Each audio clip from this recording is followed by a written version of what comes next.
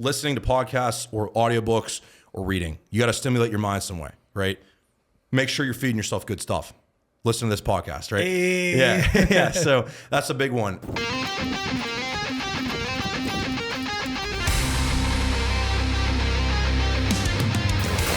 You are now tuning in to the Relentless Project.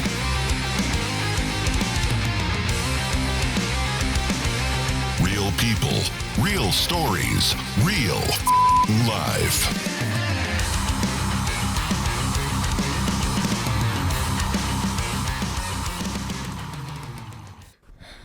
All right, what's up, everyone? Welcome back to the Relentless Project. I'm your host, Lopez, and I'm here with Tethra's lead vocalist, David Kelly. Yes. What's up, brother? What's up, man? Thanks for having me on. It's funny when you ask me to give you some like info about myself and everything. It's always funny when I go on something like this to hear how somebody introduces me, because I do like 40 different things. It's like, you know, how is somebody going to present me? It's always interesting, so I'll take it. Yeah, you know? well, I kind of did you a disservice No, because no, you no. run a coaching. Yes. You know, I've been seeing you've been posting a lot now about like mental health stuff, Yes. and so, and I'm the same way, right? Yeah. Like I'm in real estate, law enforcement, podcast host, I guess. Just started a media company called That's Relentless awesome. Media Group. So it's like when I go on a podcast, I'm like, oh, how are they going to introduce me? That's, I think, in my opinion, is the most interesting people. How would you introduce yourself? It's so funny you say that. I've actually been working on, like, I'm like, how do I even talk about myself? Because I've honestly struggled with this like for a long time. The way I would explain myself is, you know, I used to find, actually I would start like this is, you know, I used to find that I had to explain that to somebody. You know, I feel like you said you do a lot of stuff, right? Like, do you ever feel yourself like you're obligated to like chat GPT it like down into like, this is one sentence about who I am? Absolutely. So how do you explain it for yourself? I'm just curious. It's kind of like a mission statement, right? Yeah, Because sure. you're essentially, you yourself are a brand because Right. you are in the limelight. Yep. So like, and me putting myself in these situations essentially.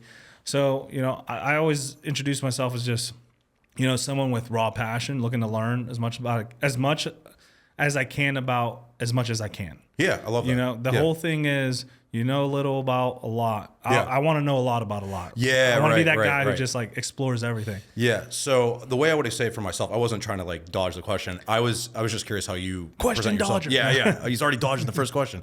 So the way I would explain myself is, I believe I'm here on this earth to help young men specifically, and my touch points for that come through a variety of things, whether that be my coaching company, whether that be the music I make, whether that be me just getting up on a bodybuilding stage and showing people like, hey, like you can do this too. You know, you're capable of this, and how I've changed my life and all that kind of stuff. So, you know, while I'm saying young men, I do hope to be inspirational and a leader to more than just young men. You know, I don't care if you're a man, woman, whatever, but I think that what I'm saying applies most to younger men, right? So when I say younger men, I would say people like under the age of 40, right? So it's somewhere in that like 16 to 40 range. But I do think what I have to offer the world could be broader than that. But it's like, you know, I think I'm mainly talking to guys that age, you know? Well, and sometimes it's good to it's kind of like a business, right? Yeah. You narrow your target audience, but you hope it resonates with a bigger group of people. Right. But if you 100%. don't have a target or a goal, you kind of just get washed out. And that's kind of something I've struggled with my whole life. Like I'm very much like an ADHD kind of guy, you know? Welcome to the show. Yeah. Yeah. I think we all have that, right? Anybody that's like entrepreneurial or, you know, creative, and I have all of those things. I really struggle with that through my 20s a lot. And so I'm trying to get better at like, this is what I do. This is who I am, and not jump from thing to thing to thing. And, you know, surprisingly or unsurprisingly, I've seen more success without doing that. So, you know, that's kind of been what I would say I've focused on. I think that's something we learn as men through our 20s, right? You experiment with a lot of different stuff. You do all these kind of things. And then you kind of find, at least for me, towards the end of my 20s, I'm like, all right, I might like a lot of stuff, but this is what I'm really good at. This is what I have passion for. And that's kind of where those things intersect. And that's what I need to be doing in my life, you know? So how do you choose what to invest yourself into? Because you do a multitude of things still. And I struggle with that too, right? Like if I'm focusing on, like this week is a podcast heavy week for me. I just did one. I'm doing this one. I got to edit. I got to do the graphics. It'll take away from the other things I'm doing. Sure. So what would you say would be your primary like focus if you had to pick one? Well, I think that's always changing to a certain extent, right? So if you ever heard of the burner theory, do you know what that is? So basically, it's like you picture you have a stove, right? And you have the burners on the stove. There's like the 4 burners, right? You got the front, left, back, right, front. You understand what I'm saying? There's 4 burners. So when I was younger, I used to have all 4 of them up, right? It'd just be cooking on everything: social life, band, business pursuits, bodybuilding. And you know what happened to me? I landed in 2018 in the hospital from a panic attack because I was spread way too thin. Okay. And I have a history after that point. I've had several times in life where I've come back and had similar events to that because I was too overwhelmed, right? Your body, your central nervous system is just like, there's too much going on here. You're training your ass off. You're taking on all these pursuits and all this different stuff. You're one human. We can only handle so much, right? So what I've had to do is at different times is going to require different amount of focus on said things, right? Different versions of yourself. So for example, I'll tell you, for example, like during the beginning portion of this year, from probably like January through July, bodybuilding was like the primary thing because I was in prep, right? That requires an immense amount of focus, right? I'm always training. I'm always in the gym. I'm always eating correct. I brought meals here, right? But the amount of cardio you have to do, the posing, all that stuff, that's going to require a lot of effort. During that time, there wasn't a lot going on with music, right? Almost nothing. Like we had some ideas we were kicking around as a band and stuff, weren't really doing a lot. I was very, very involved with coaching as well at that time. So those 2 things were the 2 biggest things for me. And after prep ended, it very quickly shifted to coaching was just the number 1 thing. And then music took that next spot. Right. So it's like the 2 of those things. I find for myself, I can focus on like 2 big things at one time. Beyond that, things start to become a mess. Yeah, it's the I'm actually reading a book. Let's see if I can pull it up real quick. Love reading. Dude, if I can't read, I've gotten away from it a little bit more than I'd like to admit recently. But I'll do audiobooks. Yeah, so that's what I've gotten into. Tim S. Grover's Winning. Yeah, of course. Yeah. Dude, Relentless Winning, I've read all that. Dude, yeah. So I was listening to Relentless while at the gym. This was last year. Yeah. And it hit me so hard. I'm like, I need to name the podcast something to do with Relentless. Yeah. And I always think we're projects, right? We're always working on ourselves. Absolutely. We're always working. I was like, dude, the Relentless Project, inspired by Tim S. Grover. So sick, yeah, dude. So you got to get him on eventually. That's the thing. You got to keep building this thing so you can bring him on. That'll be the goal. Yeah. I got some big names. Like I feel like you're a fucking big name. Oh, I was doing my research on you. I'm like, holy shit, this dude does a lot of things, kind of like me, and he's like excelling. It's not like you throw shit on the wall and whatever sticks. Right. It's like what you're doing, you're becoming successful at those things. Right. So I appreciate that. Thank you. I was listening to this, and he talked about in this book called Winning about balance, right? Sure. People say life is about balance, and he goes, if that's how you approach life, you will never win. I couldn't agree more. And I was like, oh, okay, controversial subject. And then I kept listening, and he talked about like Michael Jordan, Kobe Bryant, like the people who completely invest themselves into things. You're going to have to take away from something else. Absolutely. And he talked about surrounding yourself with a group of people who can understand that. Like, for example, one big thing when people talk about balance is that life-work balance, right? Well, if you surround yourself with a family that understands your mission and understands like, hey, this is a temporary thing and I support it, like, what does the balance mean in there? Right? You're invested in this goal or whatever, and your family is too, or your friends are too, and you surround yourself by this group that has the same mission. And he said they may not understand where it's going, but they understand that you understand where it's going. Sure, absolutely. And that's what's important, and that's how you become successful. Yeah, and there's no quicker way to derail that success than making sure you have people around you that don't see that. Right? Yeah, and that's sometimes that you have to shed those around you. Yeah. If this goal is that important to you, sometimes it requires that, man. Absolutely. And when he said that, dude, I was in the gym and I went on Twitter, just started typing. I'm like, dude, this is winning, because it's something that embodies me. And like, I've had friends and relationships and stuff that just don't click. Yeah. And I never understood why. And it's like, well, because I'm a big partier. I love the party. But like when I have a goal and someone's like, oh, let's go grab food. And I'm like, nah, I can't. I'm doing this. If you're starting to pull me away from that, that's a problem. Like, because if I hit you up, I'm like, yo, let's go to the club. And you're like, I'm actually working on this album right now. Like, sure. I'm going to be like, fucking eat, bro. Yeah. Get it. You need me to come there? You need motivation? You need help with something? Like, I will give up my plans to push that goal because I care about you and you're doing that thing. You know, that's the type of dude I am. And then at the end, he ended it with, the only question that you should be asked is, whose car are we taking? And I was like, I love that. Yeah. Bro, I never been. He's got a lot of great lines in that book. Both, I mean, if you guys have never read that, if you're watching this, go read it right now. Winning by Tim S. Grover. Amazing. So how did you get into, what was the first thing you got into? Was it the bodybuilding? Was it the music? Because I'm assuming with the bodybuilding came the coaching. Yeah. So actually, so were you referring to, are you asking, did I get into bodybuilding or coaching first? Is that what you're asking? Bodybuilding or music? Oh, great question. I got into both at the same time. So I was a young kid who got pissed off a lot. Okay. So funny, guy who got pissed off a lot became a metal vocalist and bodybuilder. Go figure. But in all sincerity, and I think this is a huge problem for young men. And I think this is why you see a lot of problems in our society. A lot of us men don't have a lot of good outlets, right? So when I was young, it's funny, like, so when I'm in Pittsburgh, I live half the year in Florida, then half the year up here, right? So I'm up in Pittsburgh right now. And when I'm up here, I stay with my parents, right? Because I'm not paying for places both. Why would you? Right, yeah. So at my parents' house, there is, my closets are there, and they don't have doors on them anymore. That's because I punched them off when I was in 9th grade.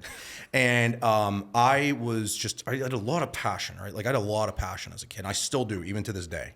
31 years old, I still am just full of passion. Like you said about yourself. Dude, right.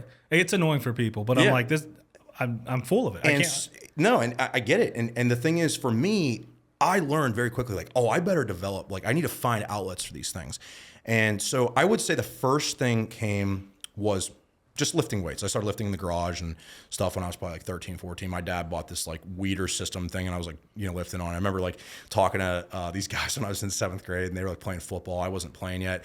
And I'm like, I can bench press 127.5 pounds, because it was like, it was just like the pin loaded thing. And they're like, what does that even mean? 127.5 pounds? Wouldn't you like to know? Yeah, I'm like, come see it. But around that same time, I started playing guitar, right? And that was probably like 6th grade, 7th grade, whatever. And I started learning guitar at the exact same time as my current guitarist best friend, CJ. And we both started playing. It was very clear as we were learning, he was much better than me at guitar. So, when I got into high school, I was very big playing sports. I was playing baseball, hockey, basketball. I did not play football in high school. I played it a little bit when I was young. Yeah, I know, right? People usually are. My dad played at Pitt, and he wasn't too big on me playing, I think because he played, right? And he was just kind of like, you can, but you don't have to. So I kind of like the other sports a little bit more. But as my athletic career was winding down, and I talk about this a lot, my senior year of high school, I tried out for this, I think it was it like a Code A baseball team or some like higher level, team that I had made the year before. And I spent the entire fall, like really improving myself to come out and like play really well. And this is my last year. This is my last chance to like really play well. Long story short, I got cut because I argued with the coach in the fall and he didn't want me anymore. So I was like, you know what, screw this. I had been at the time when my parents would leave during the day. My dad worked, my mom did not. When she would leave for the day, I would put on music in my room and I'd just start like singing and screaming and stuff, and I'm like, I should jam with CJ and Justin, who you know. And so I went to them and they're like, yeah, let's jam. And we're playing guitar and stuff. And then we're like, we should make a band. And I'm like, okay. And then they're kind of like, well, who's going to be the vocalist? And I'm like, well, I was kind of nervous to bring it up. I'm like, guys, I've been like kind of like screwing around in my room. And they're like, you really? Like, do you think you're capable? And I'm like, yeah, maybe. And I was like super unconfident about it. And then, we started, and honestly, I probably sucked at the time, but we worked at it really hard. And right around that same time, because sports was ending when I went to college soon after that, I was done with my like competitive athletic career. And I wanted to keep, and having some sort of physical goal for myself. So I kept doing bodybuilding. I started doing bodybuilding, right? I had always been lifting, but I was like training for like baseball or whatever. Now I'm like training to put on muscle. And man, literally, so I was 19, 18. Since then, I've never looked back on either of them. And like literally like both of them, I feel like fed off of each other. And it's like at different times, kind of we were just talking about, one might take the lead. Like I feel like for the first few years after college, from probably like 20 to like 25, it was very, very heavy music focused. Then I started competing in bodybuilding, And like from 25 to 30 was like completely bodybuilding, right? And now I'm like, okay, we need to like find a way to, like, I want to be known as being like the bodybuilder metal vocalist, right? Like a unique version of that. Cause I kind of realized, and I've gone through this epiphany, like truly like the last like 3 months, we were talking about this, where I'm like, you know, I have a lot of people that I'm really close friends with. They're even like in the Olympia for bodybuilding, right? And then I have a lot of people that are full-time touring musicians. I'm not either of those people, you know? I'm both of those people, right? You know what I mean? And that's made my life very challenging, but also very interesting, rewarding. I think that's what makes me unique. And I have a lot of unique perspectives on a lot of stuff because I'm so close in both of those worlds with really successful people, you know? And sometimes that's success in and of itself. Right. You know, a lot of times we like to compare ourselves to, Yes. You know, like if I compared myself to podcasts, there's podcasts doing hundreds of thousands, millions of views. And but like, you just started last year. Yeah, I know, I mean, come on. It's like, I did, but it's like sometimes that does, especially as a man. Of course, I want to be the best, right, at whatever I'm doing. But that's the thing. Like I'll say the same thing to you. I say to a lot of my younger male clients. It's like you're comparing your day one physique to this dude who's Chris Bumstead's physique. He's been training since he was on gear since he's like 16, 17, 18 years old. Someone's gonna blast me for that because I don't know if that's true. But like, I mean, he turned pro at 21. So like realistically, he's been doing this for a long time. And you're like, you're 21, you just started training last week, and you're like, oh, I don't look like Chris when I was 21. Well, yeah, like that's Chris. That's Chris. What about you? You know? No, it's so easy to compare yourself to other people. It is. And one thing I've kind of fell back on is like, well, I'm doing my own thing, and this is my approach to it, right? So long as I'm being my best at whatever it is I'm doing at the time, and it's easier said than done, but you know, your best may not be this person's best, and your best may not compare to where they're at, but like, what are you putting into what you're doing? And if you can go to sleep at night knowing I'm giving this everything I got. Absolutely. That's all. That's literally what life is about. That's all you can do. You know? Yep. So that's interesting. You got them both at the same time. Yeah. And what was the deciding factor to start a band? Because it's I know a lot of guys who play music as a hobby, you know, and they're great. Like there's a lot of people who play guitars on TikTok, but they never make music. That's a great question. I actually don't even know the answer. I think I'm just, well, you know, being in a band, I always say is like having like a bunch of girlfriends, right? Like every member is like you have a relationship with them. It's just like you're trying to manage everybody, like make sure everybody's going the same direction, like trying to make the ship not fall apart, you know? And that sometimes can be hard. But I think, you know, we collectively at that time decided like we want to make music, right? Like we didn't just want to play music. We played a lot of covers at first, but then we're like, no, we want to make our own, you know? And so the first music we ever made in that band was when I was a senior in high school. And so that would be, we had an EP, it was called Bridges to Nowhere, and I was 18, and that was my first stuff I ever did. And I think now, I was just thinking about this because I was just in the studio last week, and I'm going back this weekend. I think I've made like 53 songs now, including these, or 54 or something like that. So, you know, maybe more than that, but like, you know, I don't know where that exactly came from, but I will tell you that I think I'm somebody that's just I'm very creative, very entrepreneurial. I like to create my own things. I don't like to just, you know, copycat other people. You want to put your stamp on it. Yeah. No, that's very important. How do you balance doing both? Like, what does a typical day look like for you? So again, it kind of depends on what's the priority at the time, but I will say that the foundation, and this is something I'm really big on for my coaching company and like with guys that I'm working with, is no matter what's going on, the foundation of what I'm doing is always based around good nutrition, training hard, and taking care of myself, right? So a typical day is going to look like, ideally I'm waking up, I'm doing some form of movement, fasted cardio, or like a walk outside, whatever. And then I'm coming back and I'll shower, eat my first meal. Then, you know, I'm pretty much at that point going to go through stuff with clients, like, you know, get the client check-ins answered. Anybody, like I have a guy competing this week, so I'm in very close contact with him for his peak week. He's competing in Seattle, so there's like a time delay there. It's like, you know, he's sending me his PM pictures before bed at like 3 a.m. here, so I'm going to bed and I'm waking up and I'm seeing those. Then he's waking up later, so you know, it just depends. And then I'll do that, and then I'll do like any social media stuff. Obviously, as you know, promoting your personal brand is very important. So I'm putting effort into that. I'm thinking of ideas, making content, whatever. And then I'll go train, usually around 2, 3 o'clock, somewhere from the 2 to 5 p.m. range. And then from that point on after the gym, you know, if I got more work to do, I'll do that. Sometimes I'll be working on lyrics or whatever later in the night. I kind of prefer to do that stuff then. And then I'll just chill out. You know, I always make, like, I think that's one of the biggest things that I used to do wrong is like, there's no time for Netflix. There's no time to, you know, go hang out. Like, that is the quickest way to burn yourself out. You know? Well, and a lot of these influencers online, that's what. And they're all liars. If you can watch Netflix, you can be trained. They're all liars, man. I can tell you that right now. I know a lot of these people. They're lying to you. They do that. Okay, they're just telling you that because it sounds cool, right? And then you think that that's what you should be doing, and you feel guilty if you don't do that. That you're a human being and you need time to recharge your batteries. Well, let me tell you something. If you think I brought up I had panic attacks, right?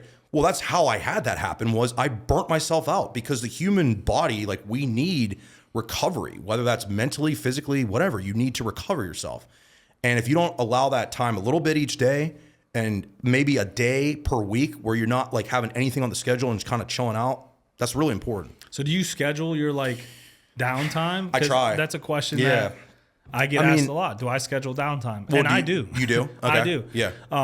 Literally, my calendar is just different colors of like, this is the time I'm going to focus on the podcast. This is the time I'm going to focus on this. And in there is like, I give myself an hour or two of just like, do not touch anything. Right.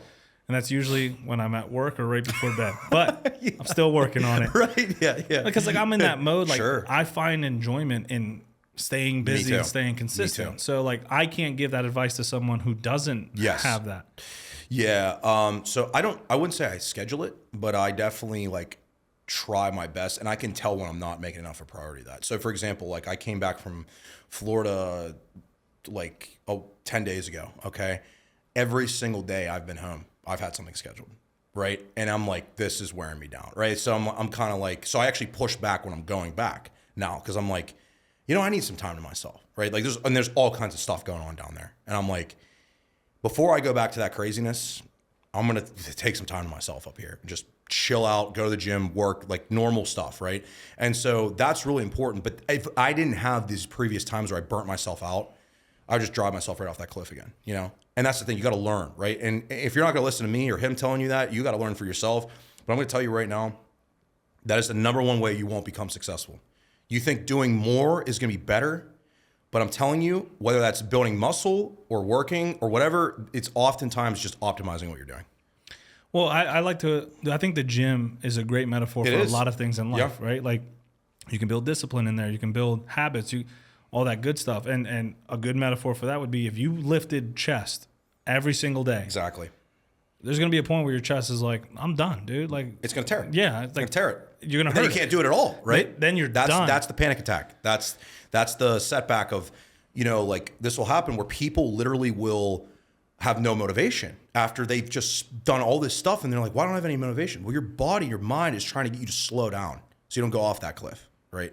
And that's what your body does. Your mind does. So what's your thought on like the whole motivation versus discipline argument? I know you hear about that in the gym. Like you don't have to. I feel very strongly about that. Yeah. So like, what is motivation to you? What is discipline to you? And how do you use both? I'm gonna actually talk about this from the standpoint of my clients, okay? Because let's forget it for a second about what I think about that. Could be irrelevant, but I'm gonna tell you right now. I've worked with a lot of people, right? I've coached a good handful of people by now. The only clients I have that ever are successful are the ones that have discipline. Because I can tell you right now, anybody on the face of the earth can do something for a short period of time, right? When you're talking about transforming your body, transforming your life, let's just talk about transforming your body. This is for that example, for the metaphor. You are going to be like when you come and hire me, you're going to be so motivated. Like, oh, I'm paying this coach. Like I just signed up for 3 months with him and I put the money down and I went out and bought all the food and this and that and blah, blah, blah.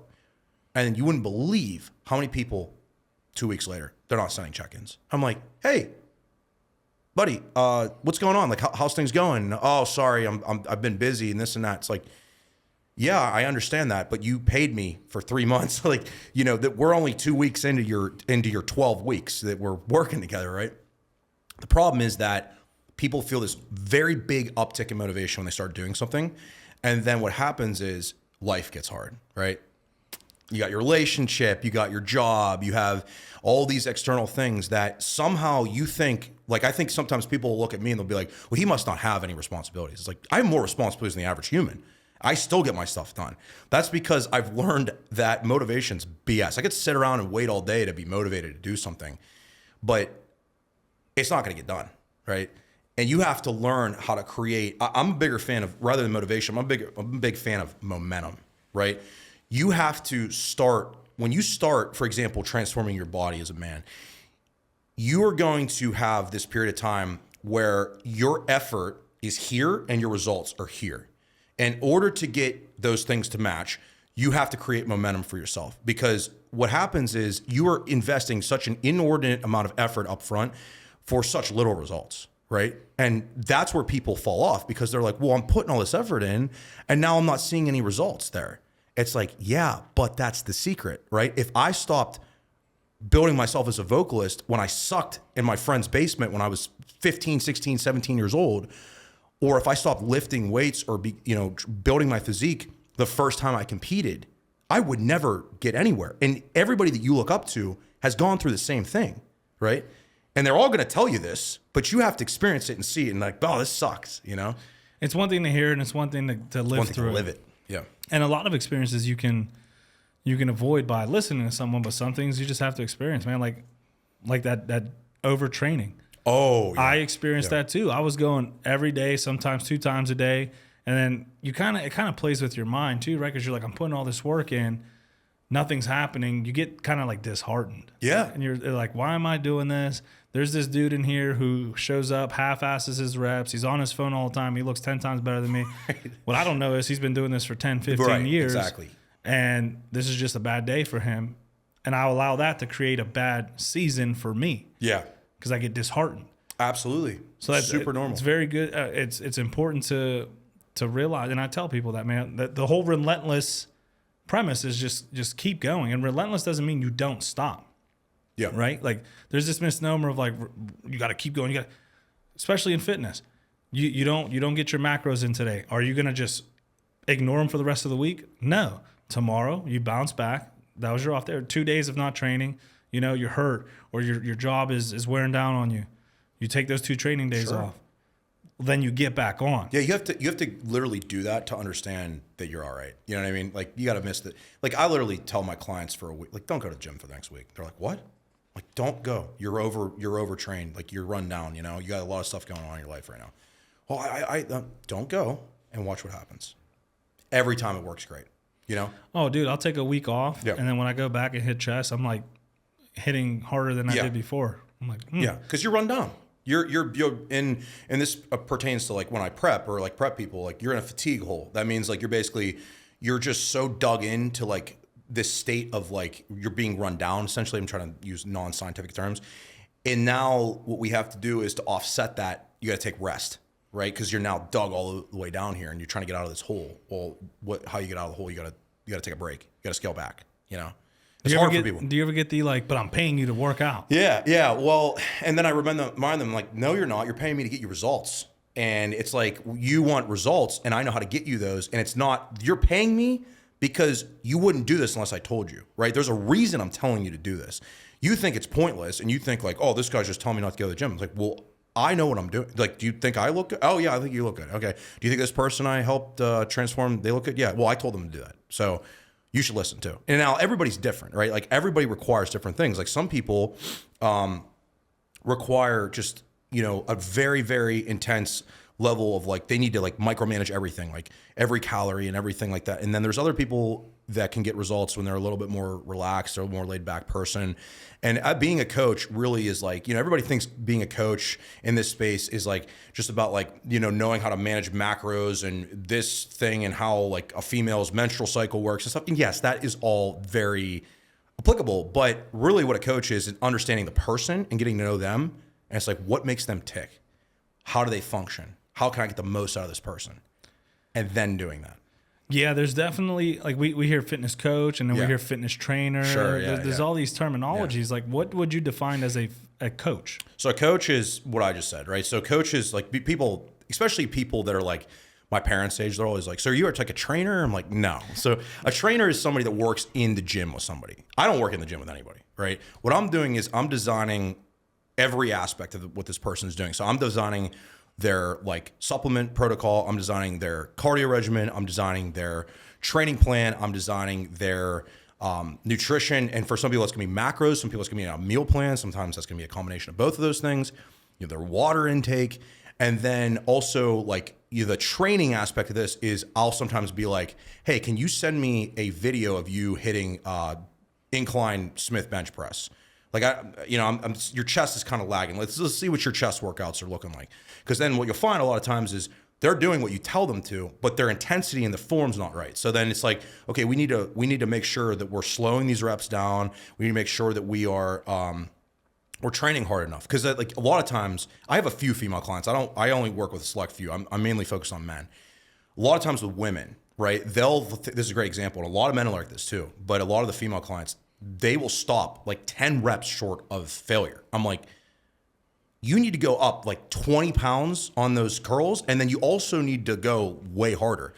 But then men will do that too, right? They're like, well, I'm not making any results. I'm like, well, let's see what your training footage looks like. And they're like, and I'm like seeing their training footage. I'm like, dude, you're not even trying. Like, let's start trying, and then let's complain if we're not getting results. The gym is like an incubation chamber. And that's how I try to explain it. Like, I'm not a coach, I'm not a trainer, and I never tried. There was a point in time where I was like thinking of getting my certification. Sure. I got my certification, I let it expire because it just wasn't for me. Right. But people come to me for advice because I talk on a microphone. And I tell them, they're like, how do you build your bench? And I'm like, well, I build it 5 pounds, 10 pounds at a time. That's exactly right. Because I'm pushing to my limit and then some. Oftentimes people get the online trainer, fitness plan. Boom, they get it. 4 sets of 12. 12, boom. There's another 12, boom, another one. I'm like, if you hit your 12, you could be putting more weight. Yeah, exactly. Like the 12 is like your fail point. It's like where you should be aiming. Yeah, and like if you get 10, that's good. That means you're probably at that you're dialing in the weight you should be using for that. Yeah. So like, what do you tell? How do you approach like sets and reps? Is it like a pyramid? Is it like what? So without again, giving away no, that's okay. We'll talk about anything. So it depends, right? I'm usually working most of the time. So like, that's a big thing. 4 sets of everything, right? Like people like 4 sets of 12 for this, 4 sets of blah, blah. I can tell you, I almost never put 4 sets of anything for somebody. In my opinion, if you could do 4 sets of incline bench press on a Smith machine, you are not training nearly hard enough. Okay. I'm talking like for myself, I'll do 1 top really hard set, then like a back off set. So like, for example, what that would look like is, let's say I'm doing Smith incline press and I have 3 plates and a 25 on, I do like 8 to 10 reps. Okay. The next set for the back off, I'll strip it down to like, 3 plates or 2 plates and a 25, and I'll go for like 15 reps, but I'll really make sure that these reps are controlled, good stretch, good contraction. Okay. I'm fried by the end of both those sets. So if you're doing 4 sets of 12 reps and you're like, oh, I can go on and do more, you're not doing it right. Okay. What it takes to create the demand to build muscle, because that's what you're doing in the gym. You are breaking your body down essentially. Again, I don't like to talk in super scientific terms because most people don't understand this stuff. So I'm keeping this very like high level with this. So you have to break your muscle tissue down and load it so that there is a demand now for your body to repair it and grow it back bigger, right? That's what hypertrophy is. That's what you're doing when you're training like that. So if you don't create the stimulus enough through training and then you go eat all this food that I'm feeding you, you're gonna get fat, right? Because what's your body doing with it? That's a good point. Right. Yeah. So you have to create the demand for that. The only way to create the demand is to push yourself through that. And no, that's a good point, because pushing yourself in the gym is what you're essentially telling your body, I need to recruit more. I need to do more. So your the body is the most insane machine. It's insane.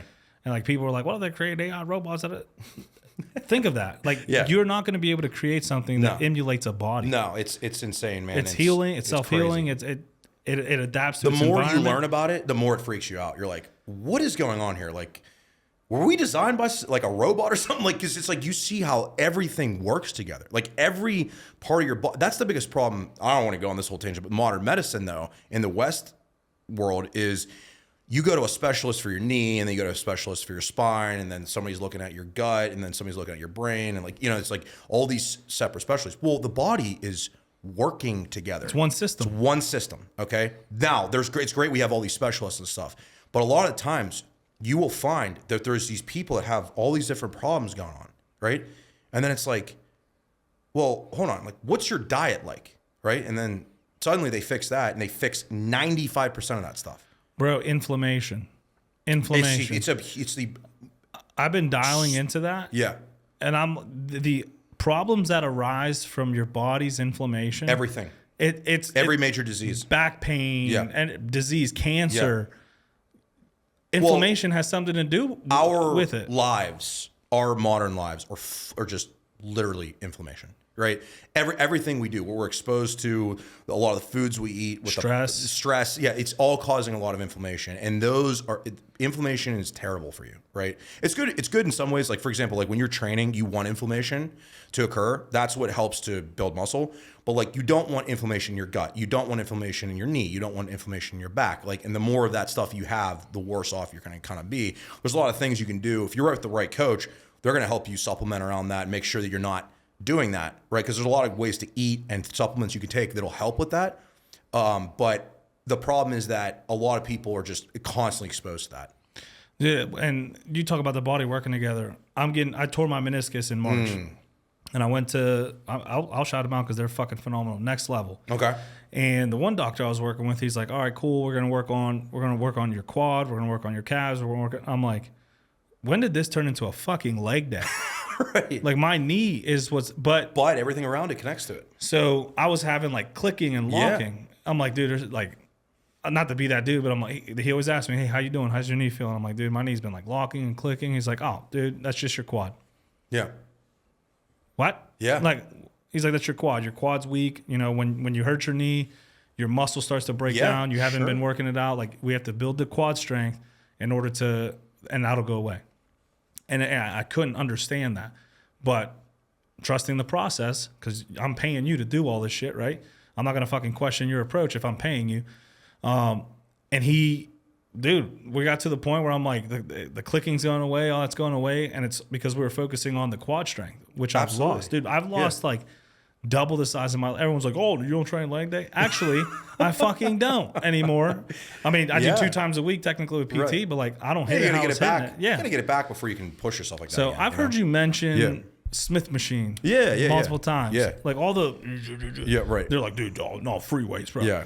What does the Smith machine work that you couldn't go to like a normal incline bench? Like, is there Very simple. Time under tension, right? So you're on a Smith machine... I'm sorry if I interrupted your question. No, you're good. Like, yeah, it's very simple. It's your more tension point. So like when you Smith bench, you think about it. When you're at the bottom, there's almost no tension. I'm sorry, not Smith bench. When you free bench, there's no tension at the bottom for the most part. There is some, but it's not as much as a Smith machine, in my opinion.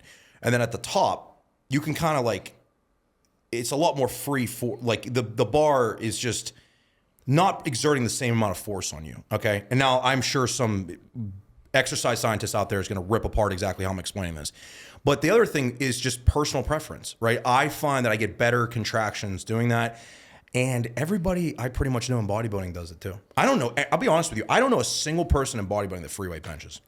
I'll free weight bench. Yeah. But then when I like do my inclines and declines, it's on a Smith machine because to me, I get more, like I can focus more. Exactly. That mind muscle connection, right? Like I'm not focused on. Well, that's what it is. Mind muscle. That, and also too, you're not thinking about the path of the bar. The bar's already going in a path for you, so it's already laid out for you, right? I even like it for like Smith squats. I don't really do a lot of those because I'm not really, I'm like 6'3", so my body's not really well accustomed for that. I prefer like a hack or something like that, hack squat. But the thing is that I'm telling you, I literally train at a gym in Florida where last year's Mr. Olympia trains, Derek Lunsford. Tons of Olympians go there. Nobody trains free weight bench. I mean, everybody's doing Smith bench, dumbbell bench, or like plate loaded presses. That's all they're doing. You know, that's interesting. Yeah, because it's very good at targeting those muscles. And that's exactly why I do that, because it's like my free weight, like gotta do the free weight. But then when I want to get the work in, I'm like, I want to dial in, right? And to me, that I can focus more on, like you said, I don't have to focus on the path, or is this going to be too low where I'm not contracting my chest enough? Like it hits it every time in the same spot. Yeah. The goal matters, right? So if you're going to be a power lifter or an athlete or something, free bench, you should do that. But if you want to build big pecs, don't do it. You know, it's like the amount of like the risk for injury is so much higher. Just don't do it. It's very simple. Actually, that's pretty straightforward. Yeah, I mean, it's just there's the risk to reward is not there, in my opinion. Do you deadlift? I don't. Now, I'm not saying you shouldn't, but I will tell you the reason I don't do that is because I've ruined my lower back 3 times doing it. Well, so I asked my PT this, right? So I asked the same question to different, like people with different goals. And that's what people need to understand. It's like, well, what is your goal? Because oftentimes we'll get this online cookie cutter plan. Yeah, that's exactly right. And then we don't see results and we wonder why. It's not made for you. Yeah, you have to dial it in. Yeah. You know, and that's where I think a coach kind of comes in and is able. Now, when you say coaching, do you implement like other things like outside gym habits and stuff like that? Yeah, so I haven't quite announced this yet, but I'll talk about it. It's not a problem with me. Yeah. So right now what I do is 2 things for coaching, right? So I work with lifestyle people and competitors, okay? The reason why, and to be honest with you, it's gone very well, but the thing is I'm noticing, especially with the men I work with, like a big lack of something specific. And this kind of ties into what you're talking about. It's like, you know, these guys might be building great physiques or, you know, improving their physique, but then it's like everything else is not really clicking in their lives. And it's like, I'm in this, and the reason I coach and the reason I got into coaches is to help people. Okay. So if I'm helping you build your physique and your life still sucks, like, am I really, like, I'm not helping you enough, you know? So what I decided is, you know, I'm going to offer, in addition to that, I would call it like, I hate using these terms, but these are the things like people understand. Like, I don't want to say life coaching. That's not really mentorship. Yeah, kind of like some like mentoring people, right? And the reason for that is because I'll use it like this. I'll say it very simply. I actually was thinking about this on the drive here because I was talking to somebody about this. You can have huge biceps, right? You can have a nice car. You can have a beautiful girlfriend. You can have a nice house. But the problem is, if you are fundamentally unhappy with any of that stuff, you think that by being unhappy today and having those things, you'll become happy. The only way you will become happy when you have those things is to make sure that you got those things through being on your life's purpose, right? So for example, I had at one point in time, I owned a digital marketing company before COVID destroyed it. Okay. Good old COVID. I could make money doing it. And, but looking back on it, I wasn't passionate about it. Now, if I got rich from that company, I don't think I'd be very happy. Truly. No, it would be essentially used as a tool, right, to find your. And people say this: money doesn't buy you happiness. No, I would argue it buys you time. It buys you time. Yes, to do what makes you happy. Yes, but I will. So, what if you could start that process over though, and from the beginning you didn't have to do that, right? Money wouldn't matter. So this is the problem that I find with a lot of. This is where I think like our society is really failing men specifically. Okay, is that people are coming out of high school and they don't know who the hell they are at all. They have this like, yeah, they might have learned some things and whatnot, but they're not sure of who they are. And then everybody around them is like, you know, Johnny, you got to go to this college, or you should go to this trade, or you should go in the military or whatever. And all these, you know, everybody's got opinions. Your grandmother, your uncle, your girlfriend, everybody's telling you what to do. And you're like, what the hell do I do? Right? Now, the problem is you're 18 years old. You have zero idea who you are. You have no clue. You're 18 years old. Okay. Some people don't figure it out till they're dead. Okay. They never figure it out. Yeah. But the thing is, you have to spend intentional time doing that. And what happens is we talked about this. We're the same age, right? I'm 31. All right. I don't know if anybody knows that about 31. me. I don't know if that was the secret or not. No. But see, people think I'm in my 20s. I'm sure you could see this happening with people you know that you graduated with. There's 2 groups of people, men, right? There's the guys that are like, my life's awesome. Like, it's going the way I want it to. It's going the direction I want it to. And then there's the guys that are like, no, this is not it, right? This isn't it. Like, you know, and a lot of these guys, I hate to say it like this, in my experience, they drank their way through their 20s. They did not put intentional focus into figuring out who they are, building skills or whatever. And so now The men that are very happy and are successful in building success are reaping the rewards of that 20s that was experimental and figuring themselves out and all this different stuff and building themselves. Then they got the other group of guys, they're reaping the rewards of their screwing off. The consequences. The consequences. Yeah, they're dealing with the consequences of that. So what I'm realizing is a lot of these men I work with are young, right? They're like 20, 21, 22, whatever. And what I want them to understand, and I do work with them like this in general, but I want to open this up to more people, is, man, you got to learn who you are, you know? And also too, not just those young guys, but like I want to work with guys like our age, because it's like, I was just talking to somebody I know, and they were like, well, you know, I'm trying to apply at this place, and the one place was like a steel mill, and then the other one was like a supplement store, and this, I'm like, these aren't even remotely the same thing. Like, what are you doing here? Like, where are you going? And they're like, I have no idea. What do you mean? I'm like, well, that's the whole problem here. You see, like, you don't know where you're going. So even if I got you to build a great physique and you might have more confidence, that's great. But then what are you doing with it? What is that confidence applying to? What's that going towards? Because if you don't know what you're doing, you don't know who you are, you don't know what to say yes to, you don't want to say no to, you start dating the wrong people, then you start surrounding yourself with the wrong individuals, and then suddenly it's like your life's like a mess and you're like depressed as hell, right? So what I'm trying to do is I want to help guys. A lot of guys can transform their lives by transforming their bodies. That is very true. That's the start to it all. But there's another level to it, and it's a deeper level to that. And you gotta know yourself, right? The only reason I have had any level of success that I have, whatever level you want to consider that, is because I know very point blankly who I am. Well, and that dude, that you make a great point, because when I had a guest on here, Ivandro, black belt in jiu-jitsu, worked with the biggest names in the jiu-jitsu industry, made hundreds of thousands of dollars doing what he loved. Yeah. But the reason he got into it, he grew up in Brazil, fighting for what's right, and he came over here to fund that, you know, give back to Brazil. And he told me, he was like, I got to a point where I was like, what am I doing? Like, right. I got all the gold medals, the black belt, but like, and there was a point where he stood in a hotel room to hang himself. But if you're in the jiu-jitsu community, you look at this dude and you're like, he's got it all. Why is it? It's because he wasn't going towards his mission. That's right. And that, honestly, that's why I love talking to people, because you could be a cook. You can be a cook at a fast food restaurant. If you know who you are and where you want to be, you approach that job so much differently than the person doing it for a paycheck. Oh, yeah. And it's the same job. Absolutely. And it's like, where does that passion come from? Oh, it's because I know who I am and where I'm going and what I'm doing.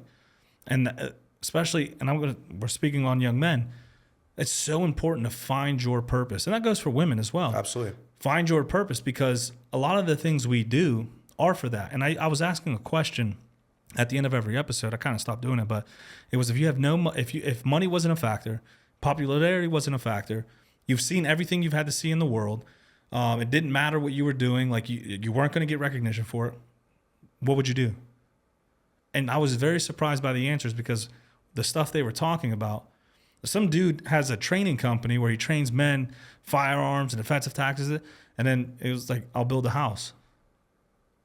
And you're like, because to me, it's like, I'm creating something. Right. I'm like, oh. Actually, it was a jiu-jitsu guy. The other guy talked about creating like something for kids and stuff. And you're like, interesting. You're training all this. You're doing all this. But like, if money and none of that mattered, you'd be doing something helping different. Children. Yeah. Like, why aren't you doing that? So you can make money doing that. It kind of like, well, that's a really thing. People think like, wait, what? And that's the thing. You know, I was thinking about it when you said it to me. I would literally do everything I do now. Like, truly, I would truly do everything I do now, because I love it. And that's the thing, man. It's like, you know, what's the quote? It's like, the man that loves walking or the journey will go further than the man that loves the destination, or whatever the quote is, right? That's so true, right? Because I'm telling you right now, like, people love seeing like the end result of stuff, and people, you know, you might be looking like, oh, you know, this dude's like 265 or whatever. Like, yeah, man, it didn't happen overnight. Like it took me, yeah, that's it. That's taken me, I'm tall too, so it takes a long time to fill a tall physique out. And I'm still not there. Like, you know what I mean? Like, you know, I went this year and I competed at Universe, and I was 2 spots from turning pro in classic physique. And man, the 2 guys that were in front of me, well, all 3 of the guys in front of me in my class turned pro, because one of them turned pro in Masters. But man, they were stacked and they were taller than me. That was the first time I ever experienced that. When I competed nationally 2 years previous, I was probably the biggest guy in my call out, except for one guy, right? The first call out. This time was totally different. These guys were bigger than me and they were leaner than me and they're better than me. And I'm like, that's some scary shit, man. Because I'm everywhere I go, I'm the biggest, tallest dude. And to know there's other guys out there that are bigger, taller than me, it's like, wherever I go, everyone's taller. But I'm usually the biggest dude, right? Yeah, like yeah, you fucking come in here, I'm yeah. like, yeah, this is motherfucker 6'3" and big. Right, right. But like, well, but that's the thing. Like, I think you'd be surprised to find this. I just had a conversation with my client on the way here about this. I put zero identity into my physique anymore. Like, truly, your physique is rented. I will not look like this in 20 years, right? If I'm lucky enough to see life at that point, if we're lucky enough to keep living this life. Your physique's rented, okay? And that's the point of what I was talking about coaching, okay? And I had a client compete this weekend in Ohio. Very close friend of mine. He's a young guy, 21. He's already struggling now this week with how his body looks because it's starting to get a little softer. All that emphasis is on the body. Brother, that was rented. That's like a rental car. You go drive a nice rental car. You're like, oh, I like this. And 3 days later, you turn it in, right? That's what that body is. That's what all of our bodies are. What is left after that? What do you have? If all that mattered was that physique and that's it, whether you win or lose, that's a failure, in my opinion. Okay? What you got to walk away from is being a better man. Your character needs to improve. You need to level yourself up because then everything else you go do in life, whether that is competing, you might win the Olympia someday. Okay? But that's going to end, right? Like it's like guys playing the NFL. Like you can make all this money, do all this different stuff. Your career might be 10 years. What are you doing with your life after that, right? There's still life to be lived. So we have to make sure that what we're doing is facilitating growth as men, right? We need to make sure that what we're doing in the gym is making us better men, okay, for the world, right? Because the world is, no, I don't have to tell you this. The world lacks good men right now. So you need to find a way to build yourself. The best way I found for that was in the gym. I've done a lot of stuff in my life. I would agree. I would 100% agree, because like we were talking about earlier, that discipline comes in but if you're just doing it for your body, like you said, that's gone. When that's gone, that's where all that struggle comes from. Sure. Absolutely. So, oh dude, that's a good point. That's a good point. What would you tell men struggling right now with that identity crisis of like, I want to look good? And you're a coach. Your goal is to essentially get people to look good. Yeah. But like, what would you tell them? Yeah. You started going off on that, but like, what's some piece of advice you would tell? You have a client right now listening. You're talking to them. They're like, hey, dude, like, man, I'm not right in the head right now. I'm struggling with this.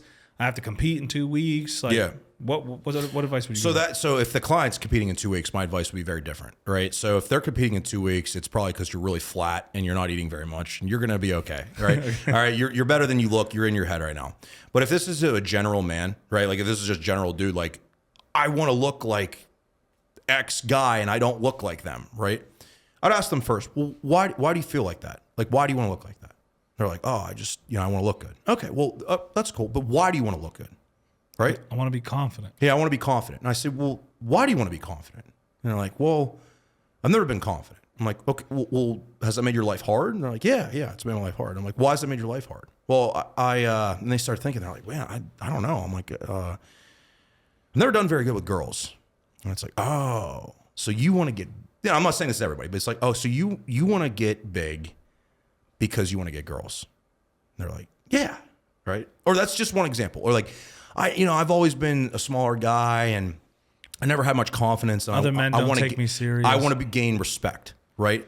So what I'm trying to say is there's an underlying thing that this person wants, right? And they might want all of this, right? They want the respect, they want the girls, they want the admiration, whatever, right? They want to walk on an airplane and everybody be like, oh man, are you playing the NFL? Some older guy, whatever. They want the attention, whatever. Okay, there's something that's underlying that. And what I'll say to them is, that's great, but just understand that stuff's not as cool as you think it is. Okay, so just understand that. What's really cool is building yourself to be a better version of yourself, right? So if you want to be confident, to be a more confident Dave, right? That's me. Yeah. Or a more confident you, right? That's great. So you could be a better person in life, but don't get it twisted that if you get bigger and you get jacked and ripped, that your life's going to be better.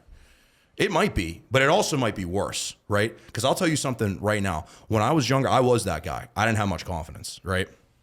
I had such a bad ability. My mom used to always joke around. We went to Florida my whole life. My grandparents were always down there. We'd be like walking on the beach, and my mom would be like, you know, I was like 17, 18 years old. She'd be like, do you not see all these girls looking at you? And I'm like, no, I didn't even realize it, right? You know, I just had no awareness of this stuff at all. And because I wasn't confident. Like I would never approach one or whatever, even up until I was like fucking 23 years old, 24 years old. And so I just didn't have much confidence. And when I look back on it, I really wanted to get into it for that, right? Like when I really get down to it, it's like, that's what I really wanted. Okay. And guess what happened? That did happen. I did get more girls, but here's what happened. I attracted a lot more negativity in that aspect. There was a lot of girls that were just wanted to be with me for that reason. And so you think that it's going to improve your life in this X way, but in reality, it's going to probably bring more complications and challenges in your life. So it's like, you know, with what's the other quote? It's like with success comes responsibility or whatever. With great responsibility. No. I know. I can't think. Spider-Man quote. Yeah, it's a Spider-Man quote. Yeah. So it's like, it's the further you get ahead, the more that you get, the more responsibility comes upon you. With great power comes responsibility. Comes responsibility. With great power comes responsibility.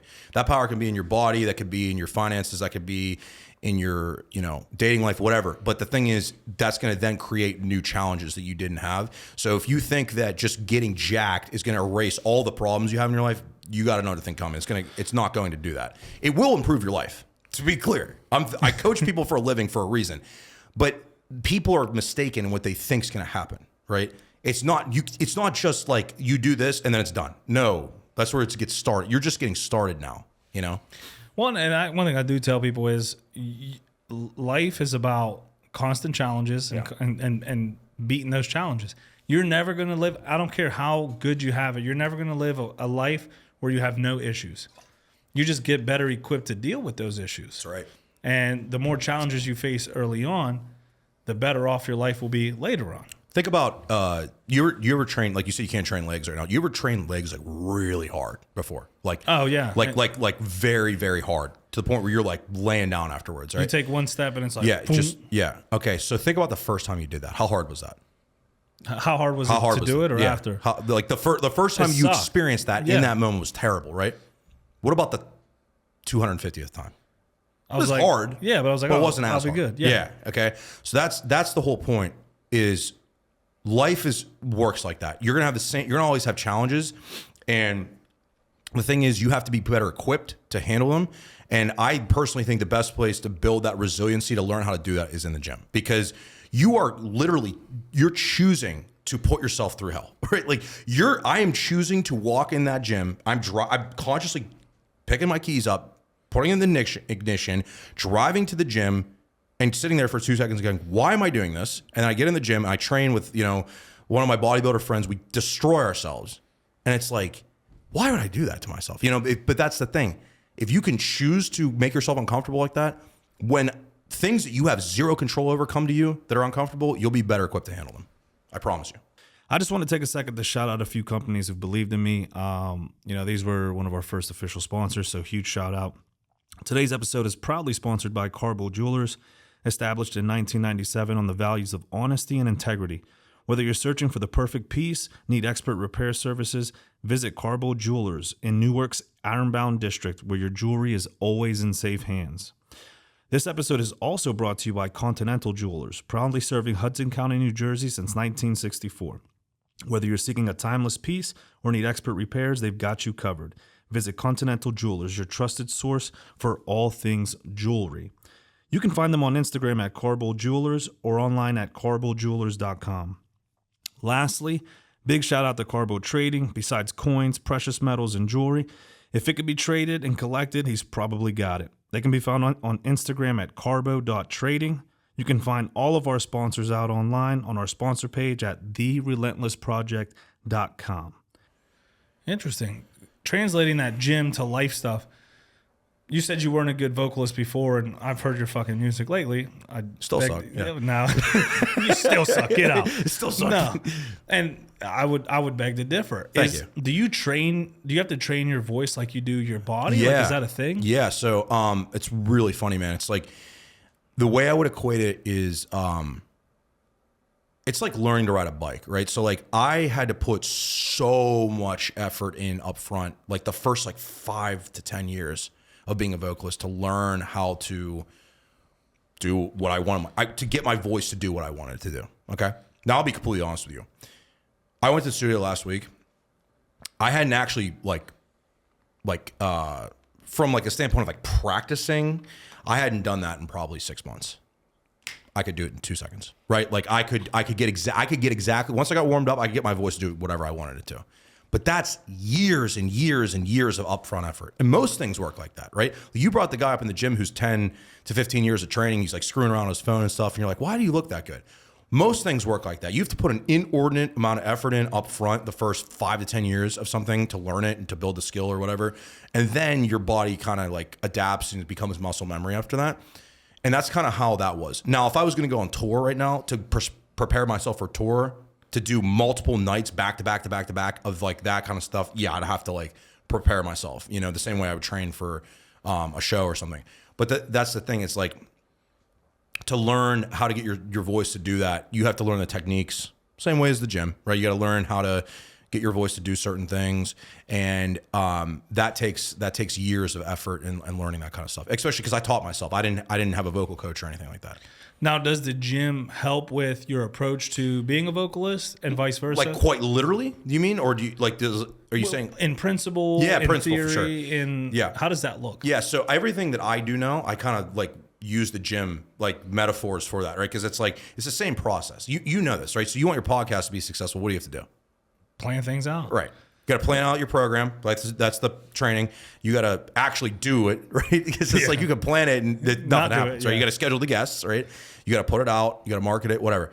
So everything works like that. And that's why, again, that's another reason I'm so big for younger guys on them learning these principles and how to do this and the discipline and all that stuff. Because like literally anything you want to do in your life is going to require the same underlying philosophy. All of it. Literally, name me something, it will require that. No, that's true. No matter what industry you're in. Exactly. If you have a process set up that's been proven successful, exactly, apply it and adapt it to whatever you need like to do. If I had to, let's say like, you know, people like, oh, you're a bodybuilder. Okay, let's say I was going to run a marathon.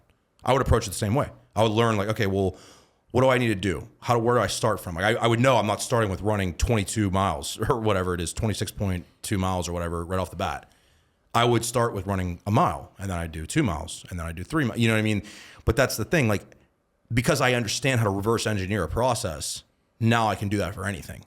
But that's the problem. If you've never done that before, you don't know how anything works. Everything's magic to you, you know?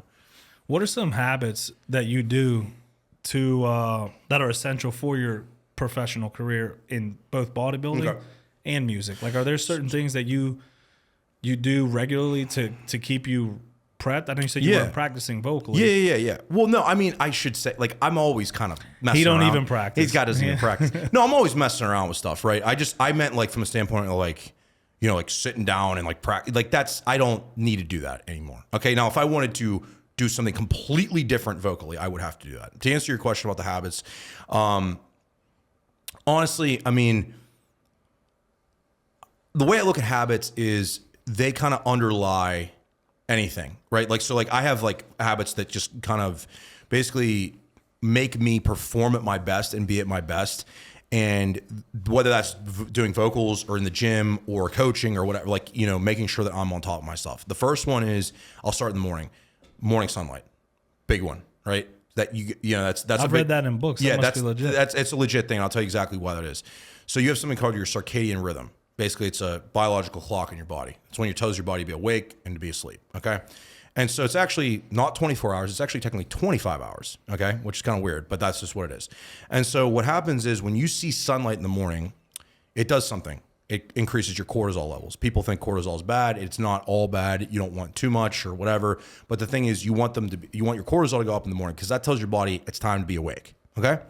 Once you tell your body when you're supposed to be awake, That then sets a trajectory for the whole day of when you're supposed to go to sleep, okay? So what you'll notice is, the first thing you'll notice when you start seeing sunlight in the morning, I just do 10 to 20 minutes, okay? Look towards the sun, and that's what you want to do. Now, I know what you're about to say, probably. We live in Pittsburgh. We don't get to see the sun all year, okay? So you can buy something called a light therapy lamp, all right? And you want to make sure this thing has like 10,000 lux is what it's called, all right? And what that does is it replicates those sun rays. You put it like, if I'm like journaling on my laptop, that's the next thing I'm going to talk about though, is, journaling, I will make sure that's hitting me. I'm not looking directly into it. It's just kind of like seeping into my eyes, all right? If I can't be outside doing that. Obviously, if I'm in Florida in January, I'm looking at the sun, all right?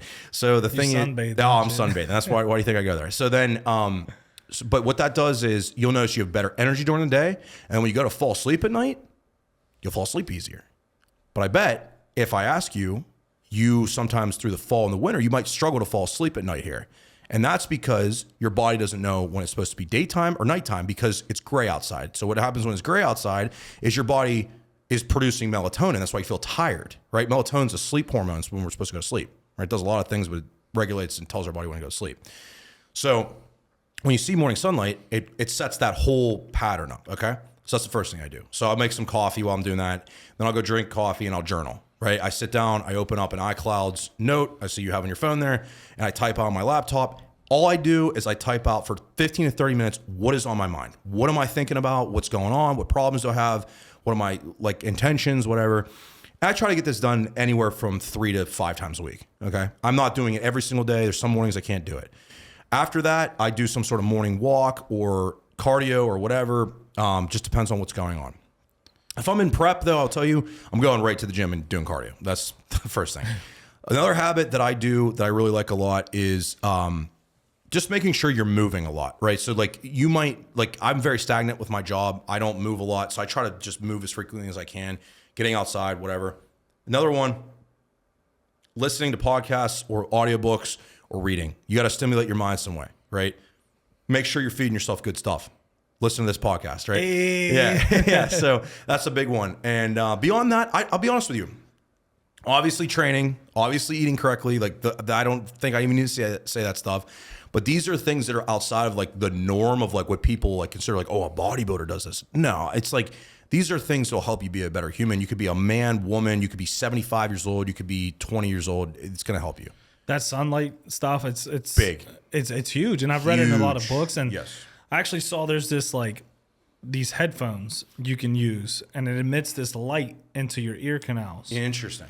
And I didn't look at the studies into it, but this doctor who stands behind it says it's supposed to emulate you being sunlight. So if you can't be outside in sunlight, you can use these headphones to push that light into your body. And I guess your ear has it touches your brain. I think maybe that's the same principle with the eyes. Yeah, so the other thing is that your body doesn't just perceive light through your eyes, right? So your whole body actually can sense light. And actually they've done studies on this where they'll have a completely black room, right? And the people will be sleeping. They put a light the size of a penny on the back of somebody's knee. It changes their sleep quality. Isn't that crazy? I've actually heard of that. Isn't that insane? So that goes to show that we are very sensitive to light. And the sleep doctor. Yes. He was talking about that. Yeah. Really good book about sleep is, I think it's called Why We Sleep. I forget the guy's name who wrote it exactly, but it's a very, very good book. I think that's the name of it, but it's very, very good. And you'll learn a lot about it. I think that's actually on one of my lists of books I need to read. Yeah, excellent. And that, because I was watching a podcast, I don't even know which one, but they were mentioning this book and the studies, and I was like, it's crazy because when we sleep, what do we have? We have the TV on. Yes. We leave the lights on. I'm gonna look up the name just to make sure I'm getting it right. No, that's good. But that's what I was. Yeah. That's what I was looking. I was like, man, that sleep is and absolutely is. And then if you don't sleep a certain amount of hours every day, it can emulate, it can actually bring on other sicknesses and diseases. Oh yeah, sleep deprivation is huge. Why We Sleep by Matthew Walker. That's the name of it. Yeah. So sleep is the foundation of everything, right? So when you're not sleeping well, you're not living well, and that's the biggest thing. People think, I'm going to sleep, 4 hours a night. Well, that's not going to work out very well. That's literally what I do. And I tell people, don't do that. Yeah. You might have to do that for a period of time, but I would urge you to not do that as much as possible. You take out years of your life. It's it's equated to smoking. It is. It basically is, which is crazy to me. What inspires you most in your life and fitness career? I know you said very good question. Helping men, but like, what inspires you to do that? So the selfish answer is I just want to be a better, like I want to be better, right? Like I think when I look back on it, when I was younger, I felt as if I wasn't enough, you know? And I've always kind of had that feeling. And it's only been honestly in the last couple like years, I've really felt as if that's not true. But I think that's what was the underlying thing for me. And what inspires me now? Like, you know, that's a good question. It's like, well, why do you keep going now? Body dysmorphia. No, but it's truly, I think it is that what I realize is that my character and who I am, I'm very proud of. And if I didn't challenge myself the way that I do like that, I wouldn't be the man that I am. And like, seriously, like, I know that sounds cheesy or whatever, but like, and people look at me like, oh, it's not about the bias. No, it's not. Like, it used to be when I didn't have that yet. And I had it. I was like, oh, this is awesome. Now it's kind of like, I've had it for a while and I'm like, you're refining it and stuff and cool. It is what it is, right? It's cool. But that's why I'm saying, like, if you think it's just about the muscle, it's not just about the muscle, right? So that's the whole point. And it's like, and why I'm inspired too is I want to show people, men specifically, young men, that, you know, people are going to tell you your whole life. People have told me my whole life, you're never going to be a good bodybuilder. You're a skinny fat kid, right? You can't sing. You're going to sing. You're going to go on stage and sing. You play baseball. You're going to sing in front of me, right? You're going to start that company. You're going to work for yourself. You're going to quit your job and work for yourself. People have told me my whole life I can't do any stuff I do. And now those same people are like, that's so sweet that you're doing that. You're a singer. And they talk shit on me my whole life before that, right? But my point is that you can do whatever you want. I really mean that. Now, some people are more genetically predispositioned to being good bodybuilders or whatever. That's true. I'm not sitting here debating that. But the point is to go as far as you can, right? You want to be the best version of yourself. And that might be different for you. That might be different for me. It might be different for Johnny watching this. But the point is that you want to be the best version of yourself. I can't be Taylor Swift, like, as a vocalist. Like, that's not me, right? Well, I heard your yeah, 1,000 miles yeah, cover. maybe if I took enough hormone blockers. But I mean, truly, like, I can't be, and that's really what it comes back to is, and that's something as a musician I used to struggle with, is trying to be all these different vocalists I like. And now it's like, I don't think like that. I'm just me, right? And what inspires me the most with that kind of stuff is just being a good role model. Truly. Like, I want to be a good role model for people because I don't think a lot of people have a lot of good role models. There's a lot of bad role models in the world now. Or a lot of like distant role models. Yeah. You know, we see someone online we like and we try to emulate them and we don't realize that what they're posting is their highlight reel on social media. Exactly. We don't really know. And to be honest with you, I'm guilty of that sometimes. And then I have to remember, like, share more of the bad shit, you know? But that's social media, right? Like, that's social media. That was what it was started for. Right. But like having that distinction of like, you know, he's not showing me his hard days. That doesn't mean I can't have hard days. Oh, that's why I document my whole last prep. So to make a very long story short, I fully intended on winning my pro card in classic physique this year. Because 2 years ago, I got 5th. I was 3 spots from turning pro. And once you kind of are in top call out and it's a good national show, it's kind of like, you're next, right? And so I had a very, very, very hard setback with mental health, like that year in between. I still made a lot of progress, but I fully expected this year to win. I did. I really did. And when I got to, I had a qualifier show the week before and I didn't do nearly as well as I wanted to. I turned around very quickly in a week, thanks to some guidance I had. But after, you know, that show, which was a week later for my pro card, it was very clear I'm not getting it. And in between prejudging finals, I cried and I put it on camera. I recorded and put it in a YouTube video. You were that guy. Yeah. Because I wanted to show people, it's like, I'm not just here to show you like this shit. This is what I'm feeling right now. I worked 7 months for this moment and it's not going the way I want it to. Like, do you know how hard that is? Like, you know, like I'm not just doing it to like get attention. Or, like, I want to show you like, this is how it hurts. It sucks. It's terrible. It's awful, but it's real. And you're going to go through this in something you're going to work as hard as you, can I swear? Of course. Fuck you're going to work as hard as you motherfucking can. And something's not going to go the way you want it to. And then you know what's going to happen? You're going to get better and you're going to go do it again. And you know what's going to happen again? You're not going to get there again. And then you're going to do it again and you're not going to get there again. And then you're going to be tested and and you're going to see if you're relentless, right? You're going to see what are you actually made of, because you're going to want to quit so many times. And that's the thing. You're going to be tested before you get to where you want to be. You're going to be tested. And some of us are tested more than others. That's just the reality of it. Dude, and I literally went through this with two good friends of mine, both in the fight world. Devin Siegfried's been on here multiple times. 4-0, 4 knockouts, pro boxer, fighting for a belt. He's in there. He's going. He's prepped. He's like, I've trained harder than I've ever trained. Boom, boom. Loses. Yep. Now, there's contention on how he lost. But at the end of the day, he lost. That's right. Dude, it was hard for him because he doesn't lose. It sucks.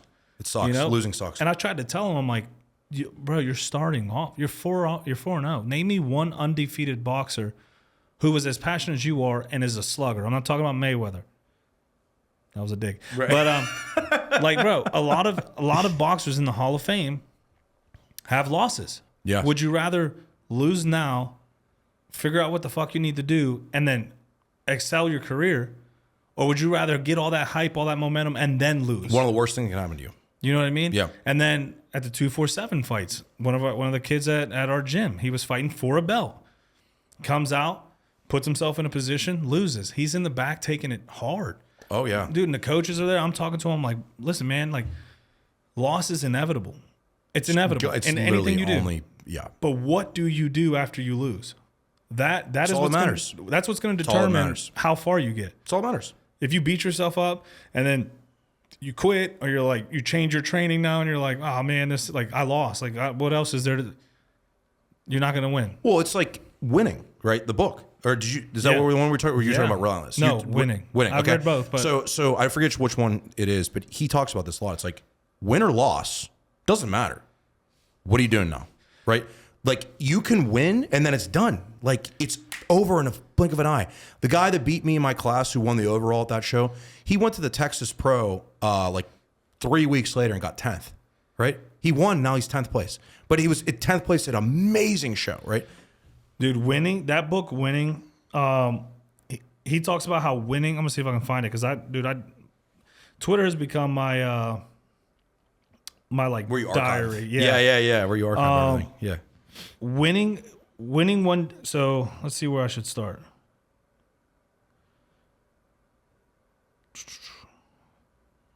Man, I'll be talking shit on Twitter now. But dude, who doesn't? Winning. One day it wears a halo, the next day it wears fangs. You don't get to decide which it will be. You can only chase it, and if you're willing to pay the price, you might catch it briefly. It's what you do when no one's watching. That's when it really counts, and you're putting in the work when there's no one to hold you accountable. That's exactly right. Dude, and he goes on a tangent about what winning is and how winning is essentially something you think you can catch, and as soon as you catch it, it runs away. Like, you never own winning. You never are just winning. You're always chasing winning. Yeah, it's done. It's done. And if you win 7 Super Bowls, then you're done. And then it's like, well, then what's up next, right? Like, it's done. Then people forget about you. They don't think about you anymore. That's the same thing with music. You put a song out, two weeks later, nobody thinks about it anymore. You know, it's like that's how it works. And unless you're me and I just fucking dude, I've been playing 1,000 miles for like I think since you guys released it. Yeah. So like people do that, right? Like people listen to your music, but I'm saying like now you got to go to the next level, right? Yeah. It's the next thing, right? And that changed how you think about things. But that's the thing, and that's what I tell people all the time with bodybuilding. It's like you can't believe how quickly it comes and goes, right? Like on stage, it's like you're up, you're posed, you do your routine, you're done, it's over, and everybody's like, "What? That's it?" And it's like, "Yeah, that's it." And you prepped for 7-8 months. If you consider your off season part of it's 2 years, right? Like like I'm thinking, I probably won't compete next year, so I'm looking at 2026. Like I'm prepping now for that. You don't understand, right? So it's like you put all that into that. That's why there's a lot of motion in it, and that's what the thing is. But you got to understand that if it's just about that, that's it. Like no, this is part of what I want to do and accomplish, bucket list thing for myself. But it's not. It's part of the process. I used to put so much pressure on myself. I can talk about this too. Like I used to put so much pressure on myself to achieve all these things. Have all this all done by the time I'm 30. I'm sure you could relate to that. Then you hit 30 and you're like, well, I'm 35. Right. Like, when you hit 30, you're like, I'm fine. Yeah. Like it's actually like, I actually feel pretty young now. Like 28, 29 were the hardest years for me. But it was just like anticipating that. Right. And but the weird part is that, at the end of the day, the takeaway I have for anybody, no matter what you're doing, it's like, who are you? Like, who are you away from any of that? Remove, like, you could take me, the bodybuilder, away from me, the musician away from me, or whatever. I'm still like, I still have this to talk about. Like, I still have all these lessons I've learned and everything. And that's what you got to be taken away from things. You got to be able to share something valuable to people. Oh, good point. One thing I didn't talk, how did Tethra even come about? Like, the name or just the band name? itself? I'm a big like brand and like, and I'm trying to understand what Tethra Very funny story is. about this. Like, what is Tethra? So Tethra is actually, I'm going to get this wrong because I remember when I made it, but now I don't. It's some sort of Irish, Greek mythological creature. I think it's a goddess, I believe. Now, you're probably like, well, what does it mean? I have no idea. I'll be honest with you. I just wanted to find a cool one like name thing, right? Because I'll tell you exactly why we did this. So we rebranded basically. Tethra is an extension of Unparalleled Height, which was my first band. Okay. That name. Make me remember. Yeah, I was gonna say we had a name. So actually, so Welling let me let me use it. So yeah, there you go. For those of you who don't know, that is the song you hear. Yeah, that's my annoying voice. That's So I wouldn't call it annoying, but like, he was like, hey, like, if your podcast takes off, we'll have to talk. But like, as of now, you can use it. Yeah, absolutely. So that is literally. We do got to talk. That's right. Well, I'm not successful. I'm not. You'll be. My attorneys will hit you up. But that's no. But that's the thing. Like, so the band's name, Unparalleled Height, was misspelled. It was like we literally. I don't know if Justin ever told you this, but we were.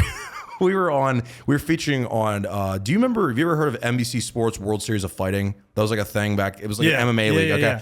So our manager at the time, who was just, he was such a con artist. He got us our song Embrace the Storm was being played for a fighter's walkout song. Okay. It was done 3 times. They misspelled the name 3 different ways at each time. I'm convinced to this day it was intentionally done so they wouldn't have to pay us. I'm convinced of that. Because there's some weird, the way we signed the deal and stuff was very strange. And I'm like, this doesn't seem. It's like you put quotations. But I was like 20. Yeah, I was like 21, so I had no idea what I was doing. I mean, I had a good sense, but I was like, oh, let's get the song on there, whatever. So we just wanted like a one name, like a one. Just one word. That's what I'm like one name. Yeah, one word name. That's what I was trying to say. Man, not very intelligent. So we wanted a one word. Coming name. Off prep. Yeah, 12 weeks ago. I've eaten plenty of food. So we had a one word name, and we came up with this name. All right. Now we all like, yeah, that's pretty sweet. So we came up with like all these different. And that was the one that won out. I usually like to tell you, like, I have some big meaning behind it. Truly nothing. No, okay? sometimes it be like that. It's just like that, right? Yeah. Now, here's the funny story. So we announced that we're doing this, and we released our first song. What I failed to do was do some research. There was another band named Tethra, an Italian like power metal band or something. All right. So they tried coming after us. I said, I have the patent for the name, so you can piss off. So that was that, and that was that. Now they were like this long-standing band. They did all these tours and stuff. We very quickly surpassed them on like Spotify and iTunes and stuff. I will say that I truly did not know at the time that name was taken. Like, no, that was. But we already established ourselves, and I was like, well, it is kind of what it is, and we had the patent, so it's like, well. I wanted to be the Relentless podcast. Right. And I'm sure. Well, apparently there's one out there that doesn't even fucking post anymore. I like this name better, I'll be honest. And I'm like, well, it's kind of come to fruition. Yeah, I like it. But I was like, so it's like bummed. it's more than a podcast, it's a project. Right? It's a project, right? And like you are a project. Yes. I like that. So like I want to stem out, like from that, I got the media company, Relentless Media Group. Awesome. And then I got the Relentless merch and like.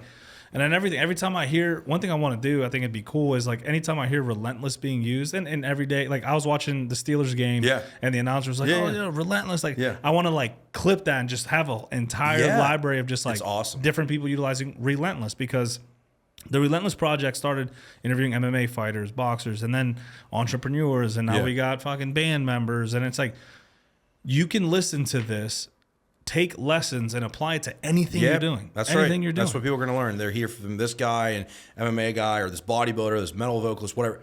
It's all the same stuff. Literally, it is. And people don't think that, and they're like, "Oh, no." And like what I try to tell people is like, there's no secret sauce to success. That's because I truly believe if you remain relentless in your pursuit to whatever goal, you will be successful. Yeah, because what happens is you're going to have those setbacks, and what ends up happening is, as long as you stay in the game long enough, whatever game you're in, to learn to stay in the game, literally to learn what it takes to be great, you'll be great. Right? You just got to stay in it long enough. It's like musicians. Yeah. They release a song, it's great, and then you're like, what's next? And then you never hear from them again. Yeah. And you're like, dude, like what happened? One-hit wonders, like what happened? And some people just want that, but other people just like, I didn't get to where I wanted to go, and then they quit. Right.